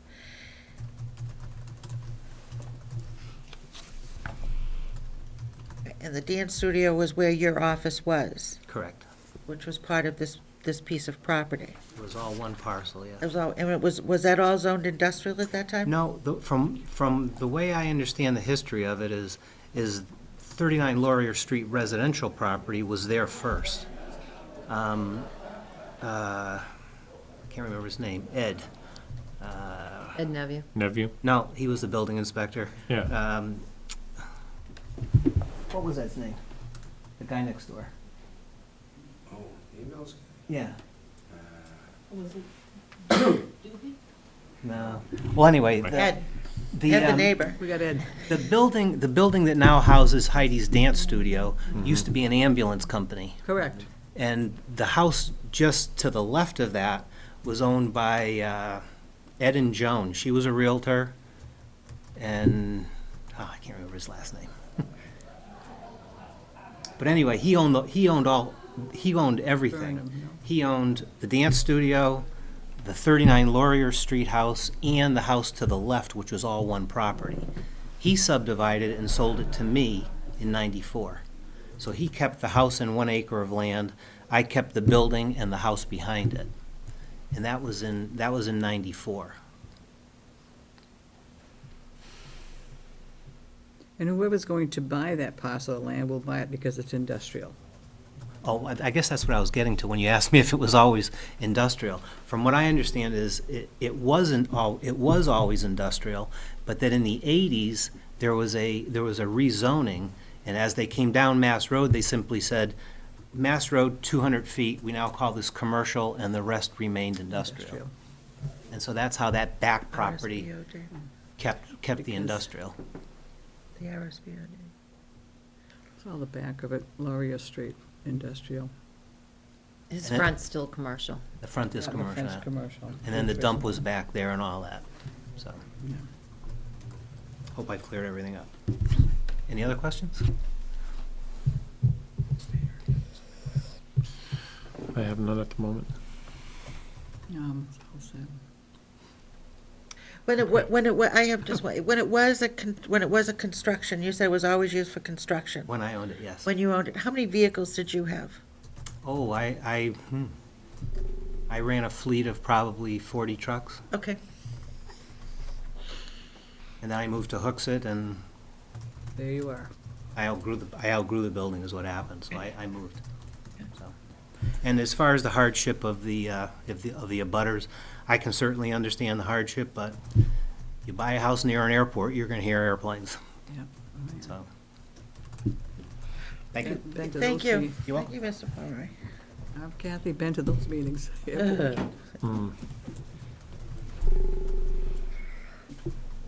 Okay, Just a couple of rebuttals. If it gives the board any comfort, we'd be receptive all to. right, We have first, Oh, if since there there's are other anybody people. else that would like to come forward and speak, We're gonna do that first. yeah, we'll need you to. Sure. Just talking about that. I'm Pat Golden, I live at 58 Lewis, right across the street. Okay. Spell your last We name, own please? D&M Striping, Could you spell your last name, please? Golden, Godin. And we own 56 Lewis, right next to us, or right across the street. Now, I moved there in 1980. This has always been construction vehicles since 1980. And he has improved the lot considerably from what it used to be. And if anybody goes in that area, like you've talked, try and live there with the construction vehicles from Mass Road happening for the past 2 years. You get rumbles all day long. You get traffic constantly there. It's not a quiet place. So it's to say that he's looking for peace and quiet, that wasn't the place even 2 years ago, 3 years ago. That's always been there. They used to come down, because the dump was there, it was always a busy street. So it's like Mass Road, and when they reinvert Mass Road over to, for detours or something, we're in the detour. Yeah. So, I mean, it's always, it's not a quiet area. You got the school buses coming in, and they redirected those now by his house. And, all right, yesterday I was sitting on my porch, I'm facing their houses, I'm facing the gully, there's the industrial park where Heidi's place is and the industrial thing. Now, the people over there have their doors open, they got all these buzzsaws going, and I can hear it clearly, and I'm like 2 football fields away. And he's not complaining about them. I mean, this has always been like this. It's nothing that changed, and Ernie does not make that much noise. I'm sorry, but it's not a lot. And the little bulldozers, yeah, but that's what they are, and if they're plowing snow, you're gonna feel it. It's like the earthquake we felt. You feel it. Even just the dump trucks coming down the street, you feel everything.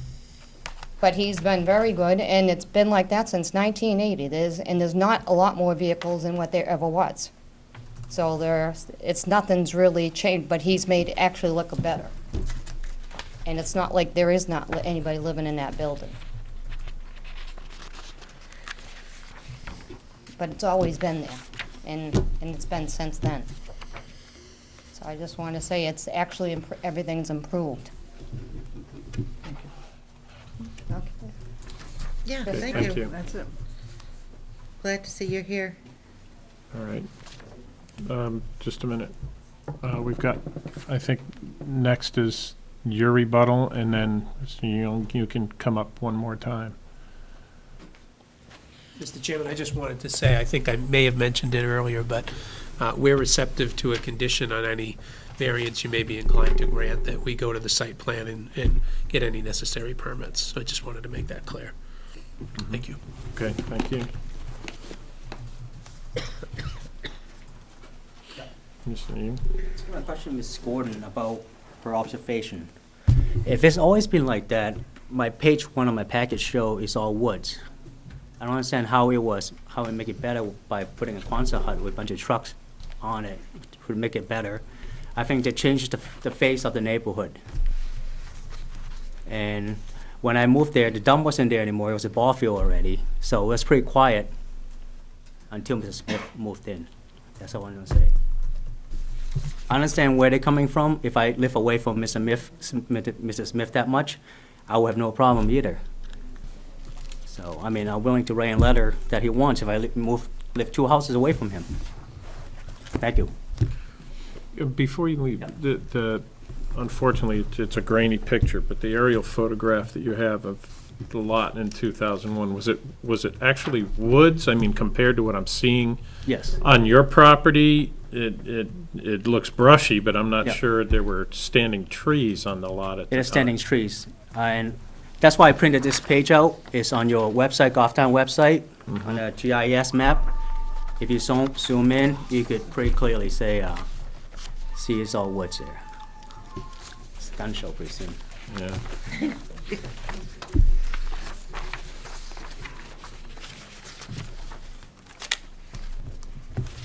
I don't know, I'm not.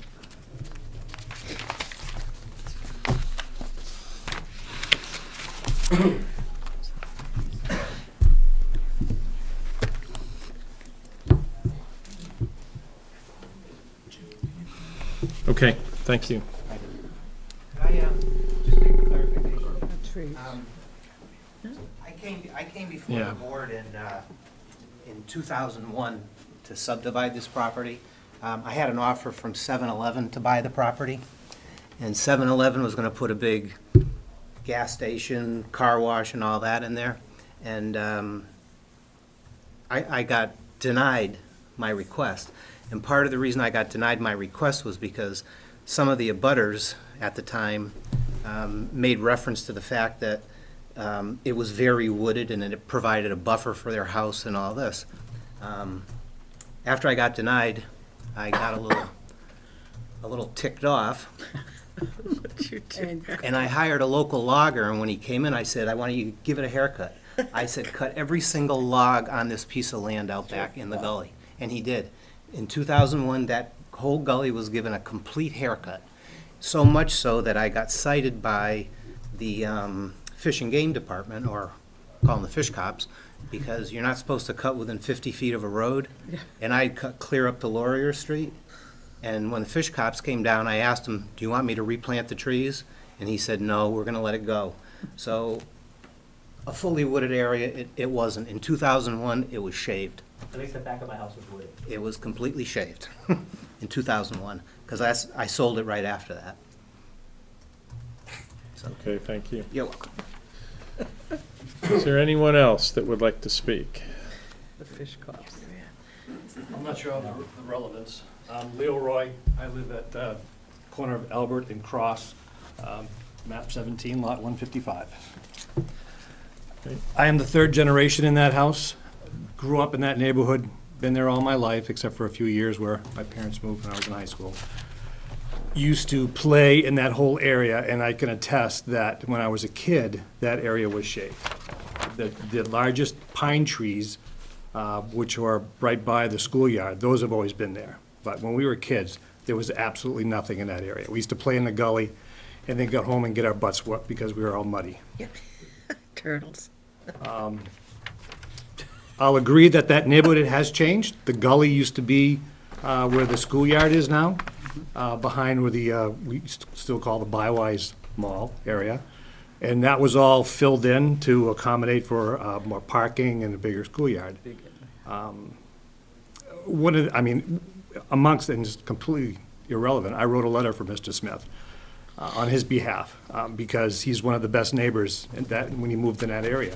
I've been doing extensive repairs to my house, and while I've been doing them, he'll stop by and ask how things are going, and one day when I'm working on my house, he brought his Bobcat over and he started redoing my whole front lawn, saving me thousands of dollars in landscaper fees, just being a neighbor, which I really appreciated. But I wrote a letter for him on behalf of that gully, if the rest of it could be filled in. And he's told me that he's offered on his expense to do it to that section so that better use of that land could be had. I don't understand why the town isn't allowing him to do that. Could be a completely different related thing, but with Triple E and West Nile and everything right now, I think that would be a very wise move. You are the one that wrote that letter. I saw your letter. There were certain times of the year where that gully was wet. Yes, Certain times it and was then it was standing water, and sometimes it was orange, and sometimes it was, it's just a disgusting mud hole. Yep. Yeah, And with I the was school right 60 there, I thought, the health reason for that, which he is willing to help the town and fix. So it's, Well, that's the thing. Yeah, I remember 63, there was 68, 69, I lived there. I remember them going about the school, but that gully was there. And certain times of the year, they could go by there, other times they had to go around. right. Yeah, it was quite the thing. Yeah. It's a long, and they did put a cul-de-sac or something, or? They culverted the whole pipe where that, Yeah. Okay. where the school is now. So you're in fact saying that if they would allow him perhaps to fill that in, that maybe that particular structure could be moved away from the back of the house? It would definitely give him the 50 feet and still not have his vehicles right up against the house in question. You can move the Quonset garage right now, but it's not going to better the solution. I see it as making it worse for them. Now that gully, does that gully just go in his, because I saw the gully. But It does goes that- through where the ball fields are now and ends up in the Piscataqua River. It might be a drainage swale. Orange Pond. I remember I the don't- orange pond. Yeah, well, it used to be called Black Pond. Then it If did turn that, orange if pond. that, the question arises, if that is filled, what does it do for drainage for abutters? Yeah. Because that may be Might be currently drainage used for swale. drainage. Yeah. Well, as a Don't know. kid, we used to go all the way up, it goes all the way to Watsoi.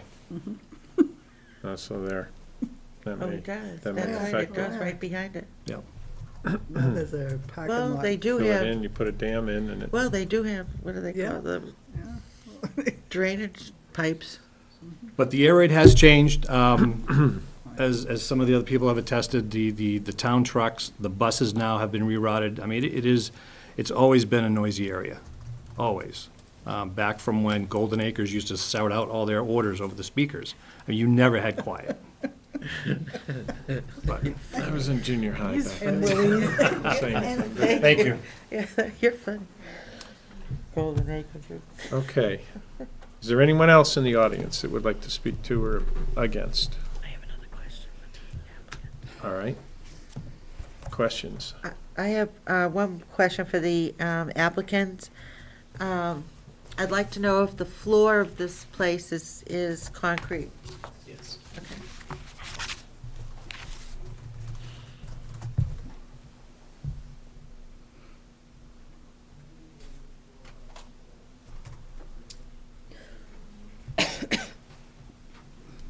Okay. I have one more question. I'm sorry, I just keep thinking.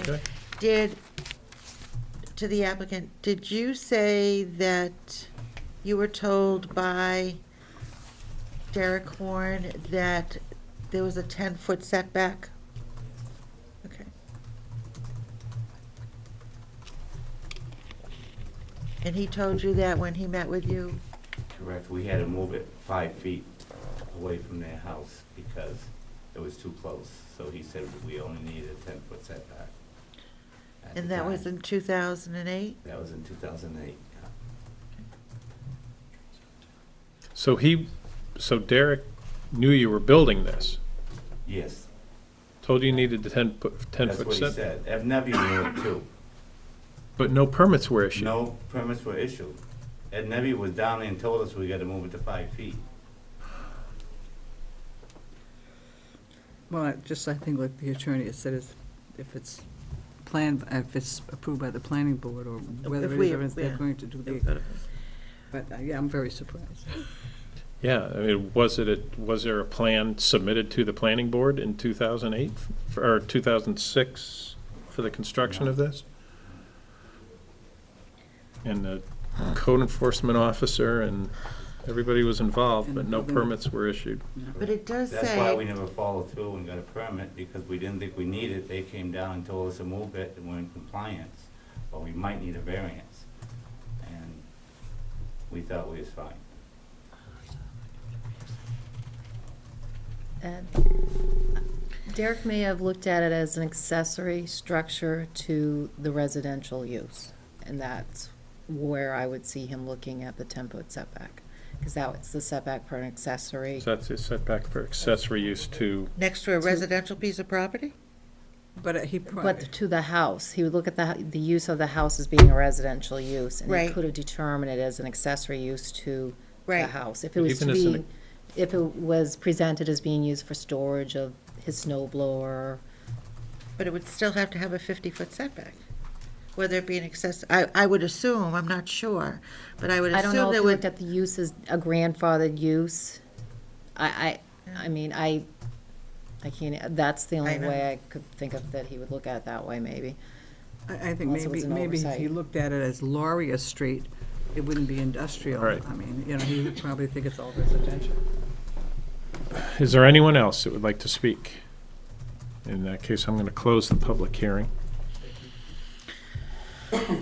And discussion. Deliberations are open. I need time to think about this one. Well, he did what he was told in 2008, he moved it back another 5 feet. Okay, let's take the first variant, section Yep. 3.7354. Well, now, Okay. 3.7, it's been recommended that that not be considered. But Doesn't 3.7, apply. well, 3.7.10 says that a contracted storage area is permitted. Mm-hmm. So as far as whether or not he can have a storage area on an industrially zoned piece of property, I would say, I wouldn't say yes. That meets the setback criteria. Well, right, I'm just going, first of all, that the storage facility is permitted because it's a contracted storage area. Now, as far as the setback requirements are concerned, I don't find that I basically don't see where the applicant is negligent in not knowing what the setback areas are when, from what I have heard tonight, and again, the party is not here to Right. speak to it, but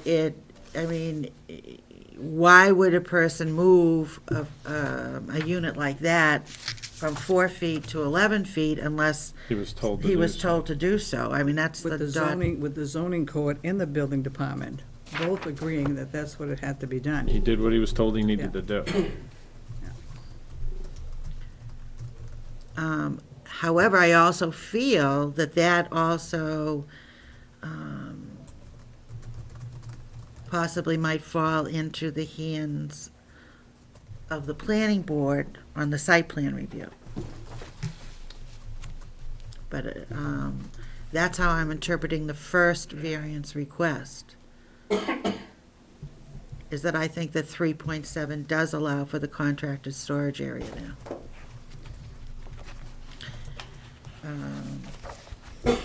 Point 11, there was another note I had here.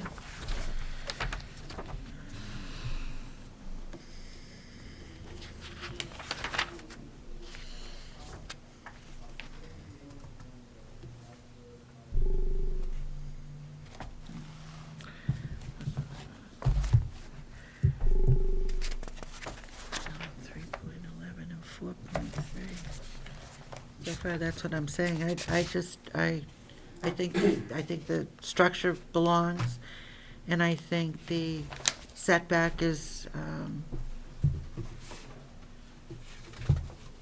issue, the applicant, if the applicant wasn't confused, I sure would be, Yeah, I think, from what.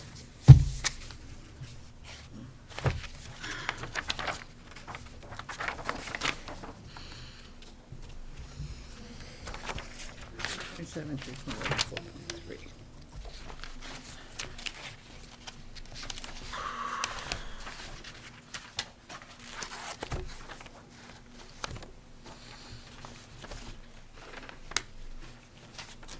Patty, do you know when they put in the 50-foot setback when it abuts a residential zoning district?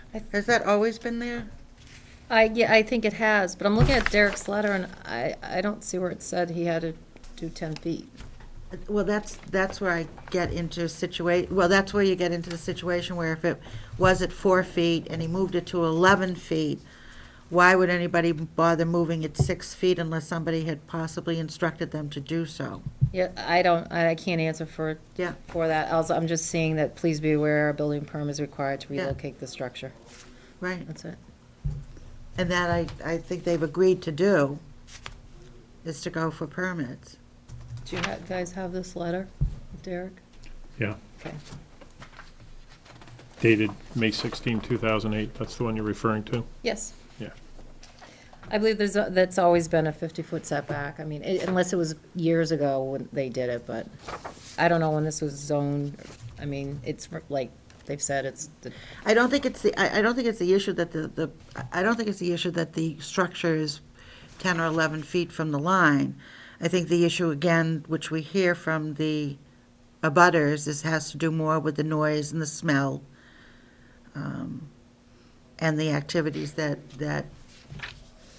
go on. But again, it's an industrial zone piece of property. In Derek's letter of May 16th, he mentions that there were 2 photographs that he included with the letter. I'm assuming those are these right here.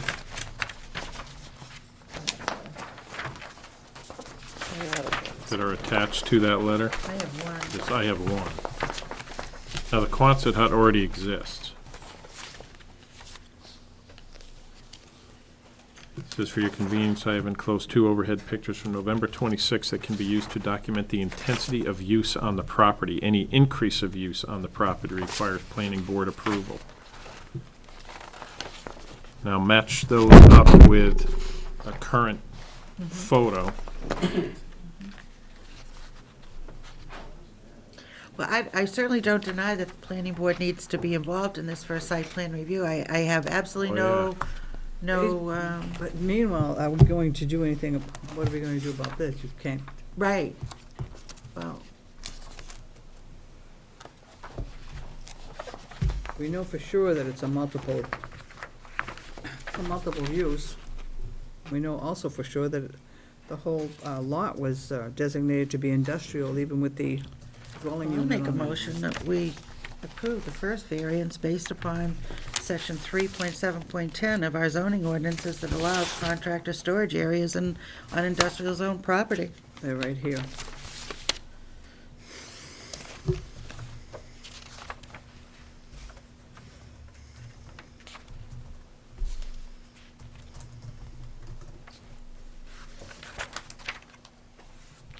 I made a motion. But the motion only encompasses 3.7. 3.7 and 3, that's it, one at a time? Okay, section 3.7.10, okay. Section 3.11, One, 3.7 and then 3.11. 3.7 is,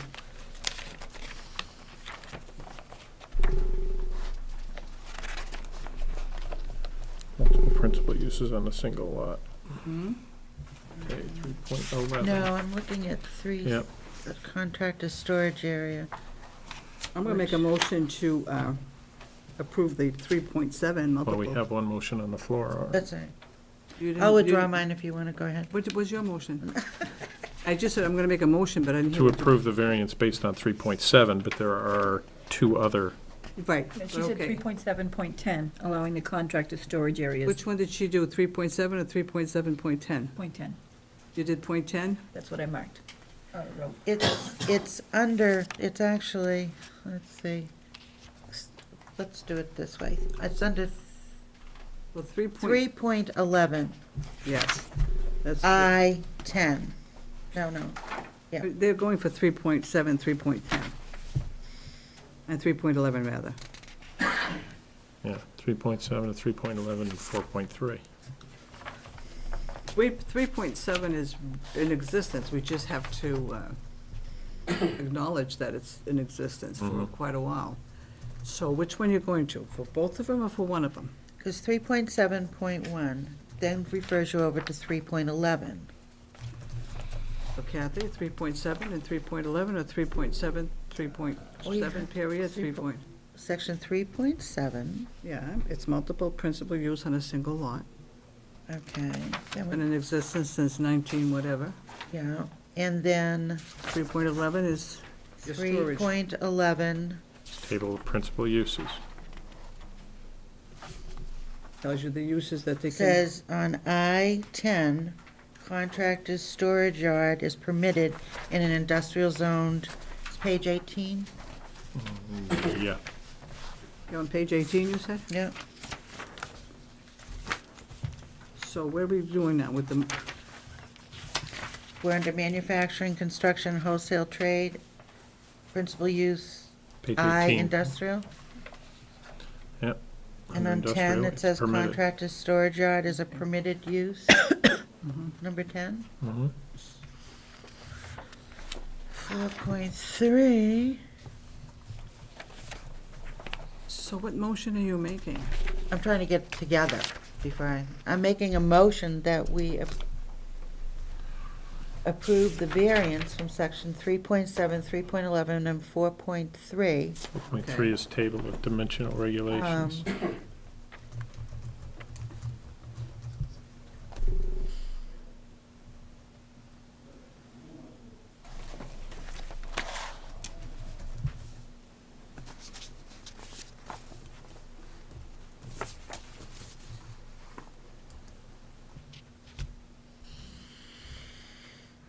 Still have to go to the planning board. And the 4.3, which really speaks to the setback from the 11 Correct. to Right. the 50.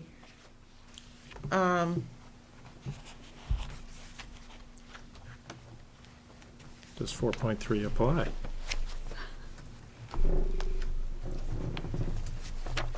I think 4.3 has to apply because he's only 11 when he needs 50.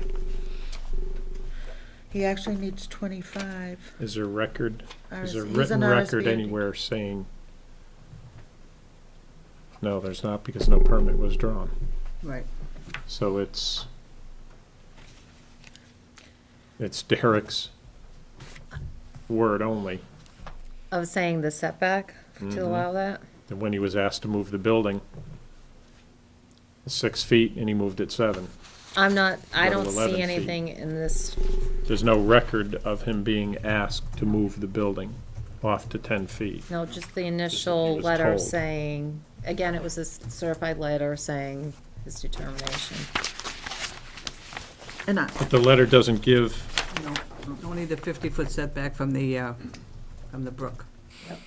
yep, And I would go as far as to say that if we allowed the variance on the setback, that doesn't necessarily mean that the planning board is going to allow the structure to be where, so we make it conditional on the planning board? Can just you let do it that? go. No, I just let it go there. It You has could to go for no site plan. closer. Oh, well, no, if you want the planning board to look at it. It's no closer than 10 feet, but on, I think it needs to go to the planning board to get it cleaned up. Oh, absolutely. Yeah, but then we have, first of all, Absolutely. we have to make a, But I don't think, I wouldn't deny the variance based upon the fact that he's not outside of 50 feet, because I'd rather let the planning board decide where they think that structure should be on a site plan review. I'll second the motion. Right, so clean up the motion. Yeah, to clean up the motions, 3.7, I make a 3.11, motion that 4.3. we approve the variance from section 3.7, Yeah. 3.11, and 4.3 of the Goffstown zoning ordinances, because 3.77, Multiple use. which refers to, sends us to section 3.11. 11, Section I-10 states that contract storage yards are permitted in an industrial zone property, which clears up the section 3.7, 3.11 issue, and 4.3 it's the setback. is the setback, and therefore the variance should be allowed. Due to the fact that he was told. I mean, why should he move it 6 feet if he wasn't told to 4.3 move be it allowed. so many feet? I mean, if he was told to move it 6 feet, if he wasn't told to move it, he would move it more than 6 feet. He'd move it. I'm in the middle of my motion. Unfortunately, there's nothing written. Right, we don't have any We documentation have to no that. documentation that Nothing. that's I know, but what, why should he pick it up and move it 6 feet And that when he was I happy the way it understand was? that. I understand where you're section coming from. The 4. problem is, There's there's no documentation. Right. In section 4.3, to allow the variance for the structure to be located 11 feet from the rear property line, Or no closer than. or no closer than 11 feet from the rear property line, subject to review by the planning board, site plan review by the planning board. Is that the rear property line? That's the side property line. Yeah, because the house is in the front and the. Yeah, You say it's the side technically. property line or the rear? So I would put in there, I think it's the side property line, but maybe I'm looking at it wrong. well, I think he still needs, this is industrial. So the front, both the rear and the side need 25 in industrial, or 50 when abutting from residential zoning, Right. page Right. 23. But it's not zoned residential. It's owned industrial, that's the Owned industrial. industrial. No, when it abuts a residential, Right. Yeah, and it abuts their residence. right. Is there residence in a residential Zoned zone? Yeah, residential. they're zoned residential, Yes, they are. yes. That's where the whole issue is. Right. They're zoned residential, they're next to industrial. So there should be, if that's the rear part of, rear or side, it should be 50 feet. Or Okay, if it wasn't in- next to residential, it should be 25 feet. In the overview, it is referred to as the rear property line. Oh, is it? Normally, a rear property line is a 25-foot setback in an industrial zone, but where it's abutting a residential zone. Right. It's now 50. 50, but I just want to clarify, there was a question as to whether Yeah. it Whether was it was the side rear or or the side, rear. but it's It considered is the referred to in the overview as the rear setback. Yes, or okay, rear you're right, property because you're on line. Laurier Street and you look in the front and Right. rear. Yep. In all fairness, if the So house. the 11-foot number needs to reflect the The rear. rear property line. Yeah, you're right. I But got that. if the residential was 50 feet from the property line and the industrial was 50 feet from the property line, it'd be bad to be 100 feet. I did a motion, did I want to second it so that we can discuss it? Are you all set? I made my motion. She did second it, Yeah, they okay. seconded the motion. Okay, so now we're in discussion, so that's, and did you, Gail, have the part there, subject to the planning How board about we site? do this, Gail, would review? you please read the motion as you have it in the minutes? It's in note form right now. That's okay. That you move to approve the variances from sections 3.7, 3.11, and 4.3 of the zoning ordinance, because 3.7 refers to 3.11, section I-10, which states that contractor storage areas are permitted in an industrial zone, and 4.3 is a setback, and the variance should be allowed to be no closer than 11 feet from the rear property line, subject to site plan review by the planning board. But hasn't 3.7 also for a non-conforming use? Isn't that what they're going for also? The 3.7? I just want to cover all the bases. Yeah. I mean, it refers to 3.11, but then 3.7 is in reality multiple use. I think it's because it's a single-family house with, instead of like a mixed use usually is not a single-family house, it's, So what we Family. I think that's what it- 3.7 as a non-conforming use or as a single-family residence? I'm just reading his Isn't review. Brian calling it a mixed use? Mixed use, Yeah. that's what it It's is. allowed as a mixed use. Allowed as a mixed use. So you have 3.7, 3.7, But a 11. mixed use, 4.3. Yeah, it's something. As long as we cover everything. Okay. Did I upset, confuse you? well, I just want to make sure we dot our i's and cross our t's. Yeah. So we start cleaning it up some at our level. Yeah, I think you have it right anyway, the way it's, because they say 3.7.1, non-residential uses of multifamily dwelling units this is this 3.7. may be established on a single lot for multiple non-residential uses as, and/or multifamily dwellings as part of mixed-use projects in accordance to section 3.11. And section 3.11, once again, refers to I-10, which says that's allowed. So I think that we've answered that 3.7, multiple principal uses, is allowed because of 311. But they've gone for 3.7. We've gone for 3.7, which goes over to 3.11. And we've done 4.3 on the setback, so I think we're pretty, I just read 3 and 4 on your letter from Brian of his review. Just that.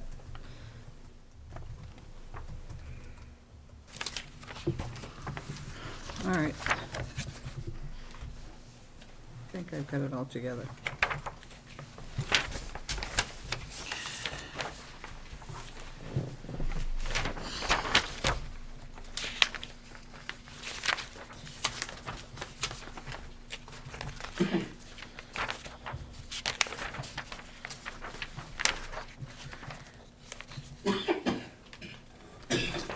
where's Brian?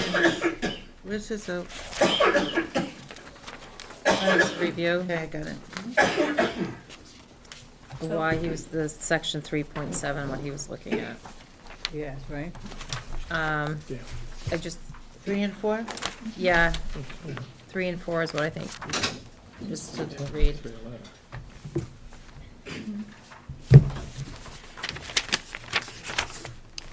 Yes, there's probably something in the rewrite. Well, what I have to say about that comment on 3 and 4 is this whole parcel has been mixed up since Mentioned 3. 2001 or 2003. You're right. In order for the fact that they allowed the subdivision of this property to be subdivided and maintain its industrial zoning while it had a residence on that property, Yeah. has us being where we are today in the nonconformity of it with our ordinances. So therefore, I feel strongly that since they did allow that residential use on that industrial zone piece of property, that we will continue with that as being their determination as to why they continue to allow it to be industrial. Because, yeah, most of this property, It's been that way forever. Yeah. It's been that way forever. And I don't particularly see it as a quote-unquote mixed use. It's been that way forever, but the hut, or the Quonset hut, that little storage building, hasn't been there forever. And that is quite close to the property line, and I kind of, my opinion is that if it can be moved, and the property can be better arranged, especially through planning board process, it would certainly be much better. I'll let the planning board. Yeah, I'm with you with that, Gail. I really But am if we with you grant with the that. variance for that setback, then the planning board is going to go with that setback. But in the statement, we said no closer than, is to be no closer than 11. But that's the way that's how I'm looking at it.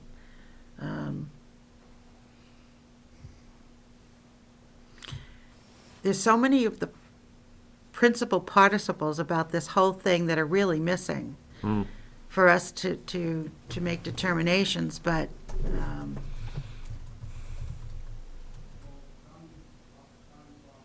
it honestly We're would making behoove it me of to effect. think that Mr. Smith would concrete the floor of the unit that he felt might have to be moved after he had a discussion with the zoning code officer.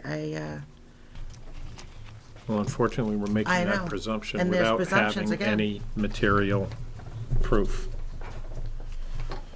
That's my only concern. Yep. We're giving him that number based on hearsay. And then I also, and I hear what Gail is saying, and what I also come into the hearing also is that sometimes that hut acts as a buffer. Only when they're working inside it that it doesn't act as a buffer.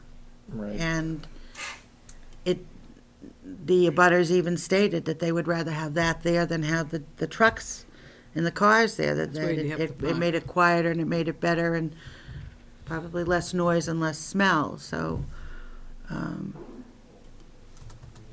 Wasn't it mentioned that that it would be better if the hut were moved and I got the impression that the hut could be moved and still the cars could be moved, so things would be on the other side of the property and not so close to the abutters. no, did you see the property? Did you go by it? No. Okay. I don't particularly think that's possible. When I saw the property, I don't think they could change. It's pretty full the way it is right now with the trucks being on it and the hut being where it is. The trucks are parked way out the other end. This truck. When I was there today,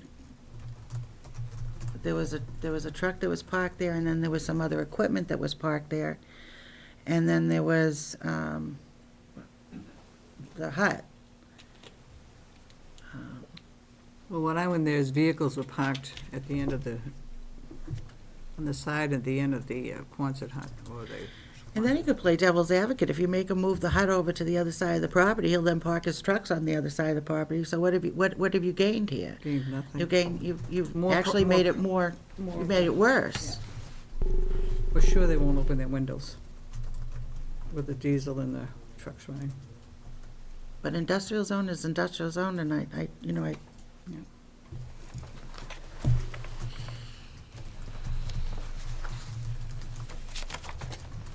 Are you gonna point out that thing about 3.10? Only that I think it's a typo. You think it's a typo? Can we Um, assume that? Yeah. What? Well, when you cite 3.7,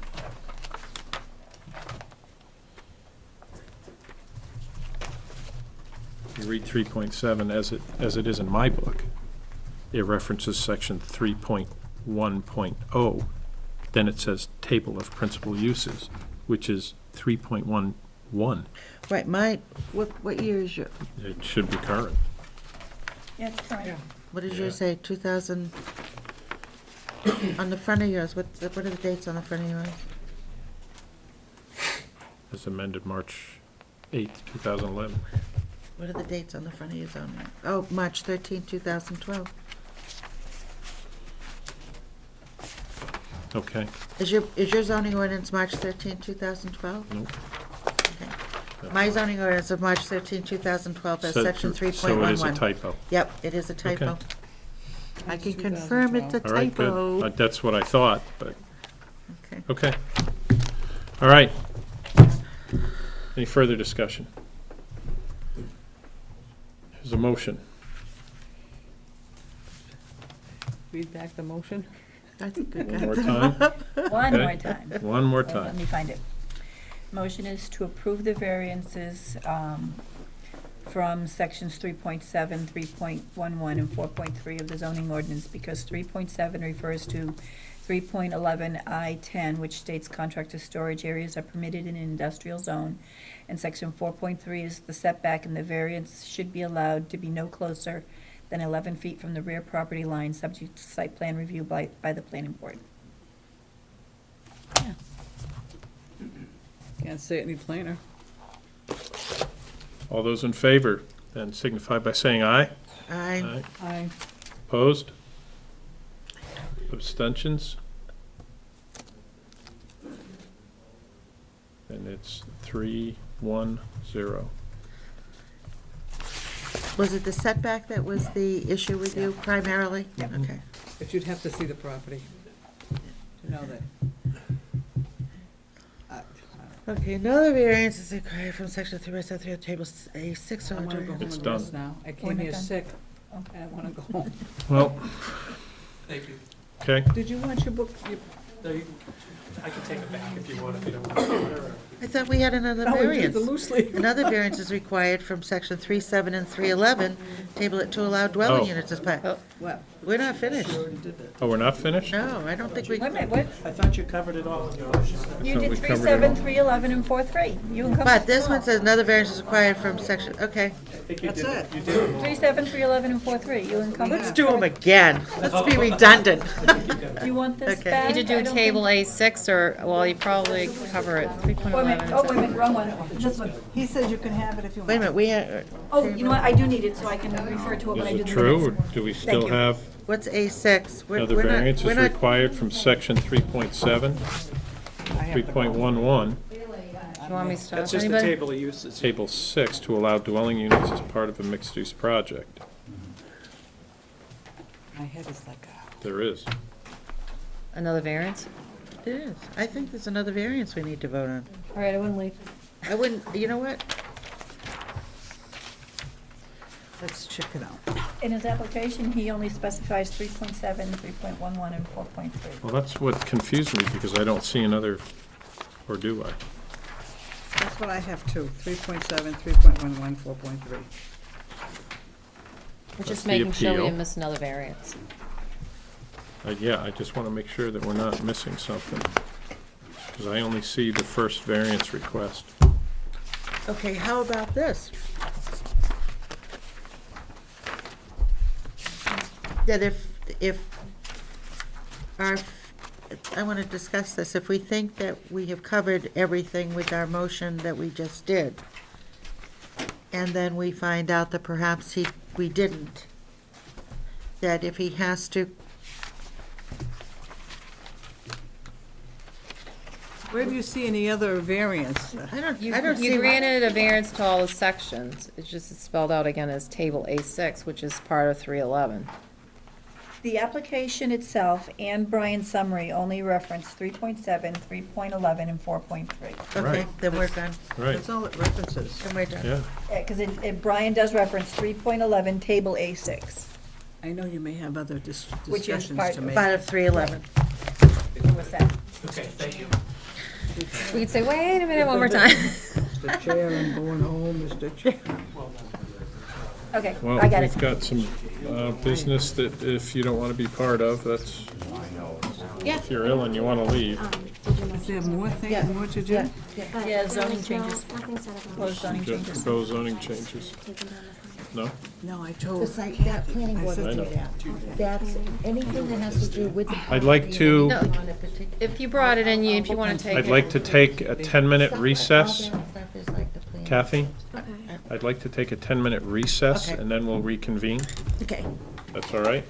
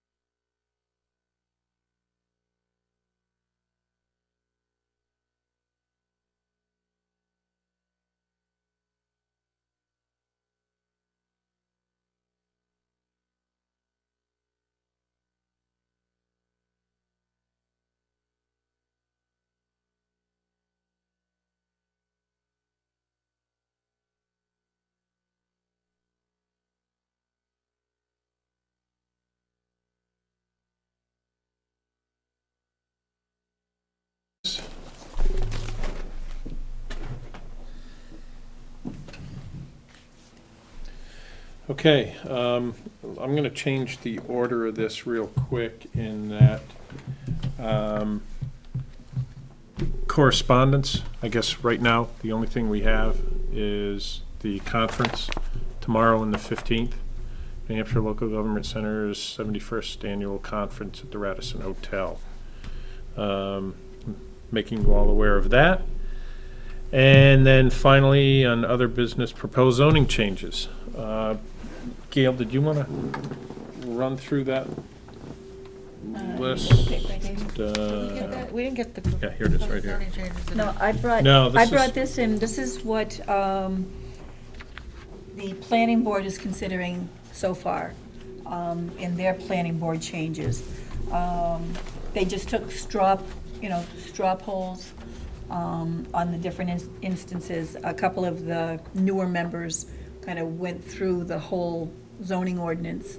Some of it was comment, for comment options, and then others were because the things that they thought were too restrictive and things. So they had a big list of things that they want to, or this person had a list of things that they wanted to change, and the straw vote didn't necessarily hold up all of them, so I just want to make sure you know that. But their proposed changes are conditional use permits. That's what the planning board deals with anyway. We don't do that. Another is the sign ordinance being too restrictive. Wants to see section 6.4.2 deleted or modified. It's about electronic signs, and so he wants to change that.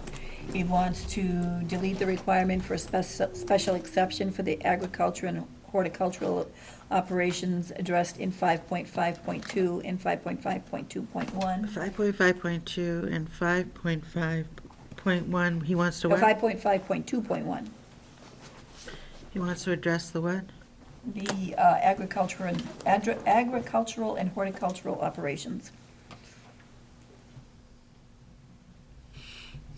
He wants to address the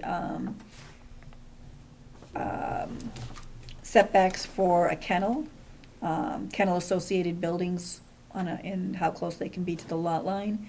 He wants to, Is there a section he referenced? 5.6. Okay. 5.12.4, he wants to delete that, thinking that the word "should" in it makes it unenforceable and unrealistic. Brian suggested changing "should" to "shall," but the proposer of these changes suggests just deleting it all. 5.17.2, he says is incredibly restrictive. 5.7.2. It's about gas stations Okay. and zoning, so that it prevents the construction of any new gas stations in town. 5.18 seems to prohibit multifamily yard sales and yard sales by tenants. So it was all the yard sale issues on that one that were addressed. 6.5, go back to 6.5. He asked about why it being just a white light, because it specifies just a single white light, shielded, I believe, is what it requires. And so he's a proponent of multicolors and multiple lights if that's what they want, whatever the applicants may want. He's for that rather than trying to have restrictions. So am I Vegas. to understand that these are proposed zoning changes that a Vegas. resident has proposed, or No, a a planning board member. planning board member has proposed? Yeah. So, and were these all of these, were these the only proposed zoning changes? Oh, I haven't finished. Oh, okay, go ahead. 6.6.3, he says it's too restrictive. Again, it's about lighting and internal illumination. He wanted understanding about the zoning of village commercial, and why is it different from zoning that covers other mixed uses, like what's found in Pinardville. RSBRD He 2 and finds things that are in the village commercial more restrictive. Let's see, I actually brought the wrong paperwork because he had at a subsequent meeting, he had proposed language. It would have to be improved upon, but he tried to do the best that he could on it.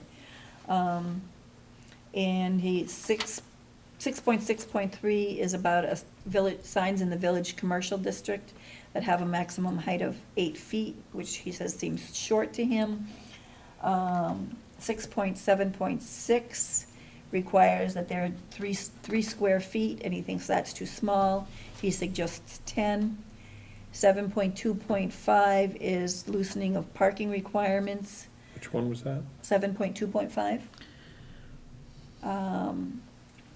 And if I remember correctly, it was pointed out that parking requirements are, you know, they have the option of waiving them at the planning board level. And his concern was, if you have to waive them, why not broaden the requirements? And it was pointed out that most of things that are waived are not retail use or commercial use kind of thing. But his proposal is for retail use, because he said that's what he's familiar with. 9.3.3 is a tax that what he considers a tax on manufactured home parks. They have to have some sort of an inspection, and he thinks it's discriminatory. 14.9.3 puts a time limit of 1 year for replacement of a damaged or destroyed structure in a non-conforming lot, and he thinks that's too short of a time period. He recommends moving it to 2 years. Isn't that something that can be extended, though? It can be, if they come in. I mean, if they can't, yeah, if they don't get it done in a year and they come in, they say, I didn't get it done because of yada, yada, yada, then Right. you can extend it, right? Yeah, and Okay. then he also wants to address impact fees. So Oh, those are the impact. changes that have been brought to the planning board by a planning board member. Their straw vote, though, they didn't go with all those. No, oh no, the straw vote was Will we not. get a copy of what they finally did? I don't have it. Brian was working on it. Do you want a copy? and- The Well, that's copy, why when I get the minutes, will be great. the copy, do you want to know what the straw vote was? On which one? I don't even have the I have- final thing he drafted up I have the that straw went to you vote. on the 8th. Hold on, I have the minutes that I forwarded you today. Okay, I'll look at them. I can send it to the zoning board members too, and also, Brian is going to try and get a written document of what's going before them on, it's this Thursday, they're gonna look at it after a lot line adjustment. Right. They're gonna discuss it, because we're in the time where I need to advertise for the first public hearing, and you can always take things off, but you can't Yeah, put it, things you off. can do it for the second hearing as well, but, that, they usually try and do the first hearing with everything they're going forward with, and, So these are gonna be talked about at the planning Yeah, board on but- Thursday? yeah, but some of them aren't going forward. Yeah, like the sign content, but he suggested it changing every 15 seconds instead of once in 24 hours. The straw poll on that was 4 were in favor, 3 were against, and 1 abstained because of some questions, I believe. They'll probably go over all these again, though, even though they did a straw vote. Because Brian's writing from the straw vote of what went forward. It's Right. Okay. like proposed amendment number 1, Right. trying But how to can word you- it away. How can you if you don't have an actual vote, and you only have a straw vote, how can you take anything off the table? This is one person. They were Yeah. kind of looking at what to go forward, and they Right. kind of, They still can, yeah, they're. it's he just kind threw out some ideas too. of- Right, No, I would just, the only thing I'm saying, I mean, some people can straw vote one night that they're for it, Yeah. and then come back, and then think about it after a week or two and say, wait a They could minute, I say really. they wanna put it back So on. I don't know why you would remove any of them just based on the straw vote. It's not a vote. I think how he brought it forward was just throwing out different ideas to Right. look at, trying to get the ball to rolling. kind of get, to get the ball rolling, to determine to kind of get an idea of where the board stood, kind of like a conceptual. Yeah, I understand, but a straw vote to me isn't, basically a straw vote to me isn't a vote that one should determine to Binding. remove something off of. Yeah, but I mean, it could be, he's gonna to give Brian an idea of what to put forward for them to discuss at the next meeting, and they could always say, we really wanna add this one back on, and he could always do it for the public hearing. But once you start that process, you can't, you know. Yeah, You can't add, unless you can add for the last hearing, I still believe, if something didn't go in, but once you, after the last hearing, once it's noticed for the last hearing, you can't add anymore, you can take them off. Okay. very good, Gail. Any other Nice presentation. discussion on that? If we have input, I would say that we should let them know. And if we Yeah. have any other things that we want to see modified, Absolutely. revised, we should let them know. You can send it to me if you can't go, if anyone can go to the meeting. If you end up with 3, I do need to notice it as a joint meeting, or joint workshop. Right.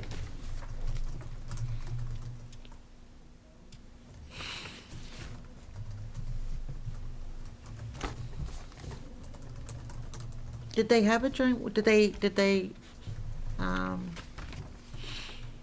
a joint workshop on this with the zoning board? Did they schedule it? No, No? they usually kind of say they're gonna talk about, and I sent it to you for the past one, I sent it to everybody that they were discussing it. At the last meeting, I emailed everyone, and I did say, I don't know if everyone got it, I said to Kevin, if everyone's going, I do Right. need, I did, you got that? Yep, Okay. yeah, we got that. Usually you're invited to their meetings. Right.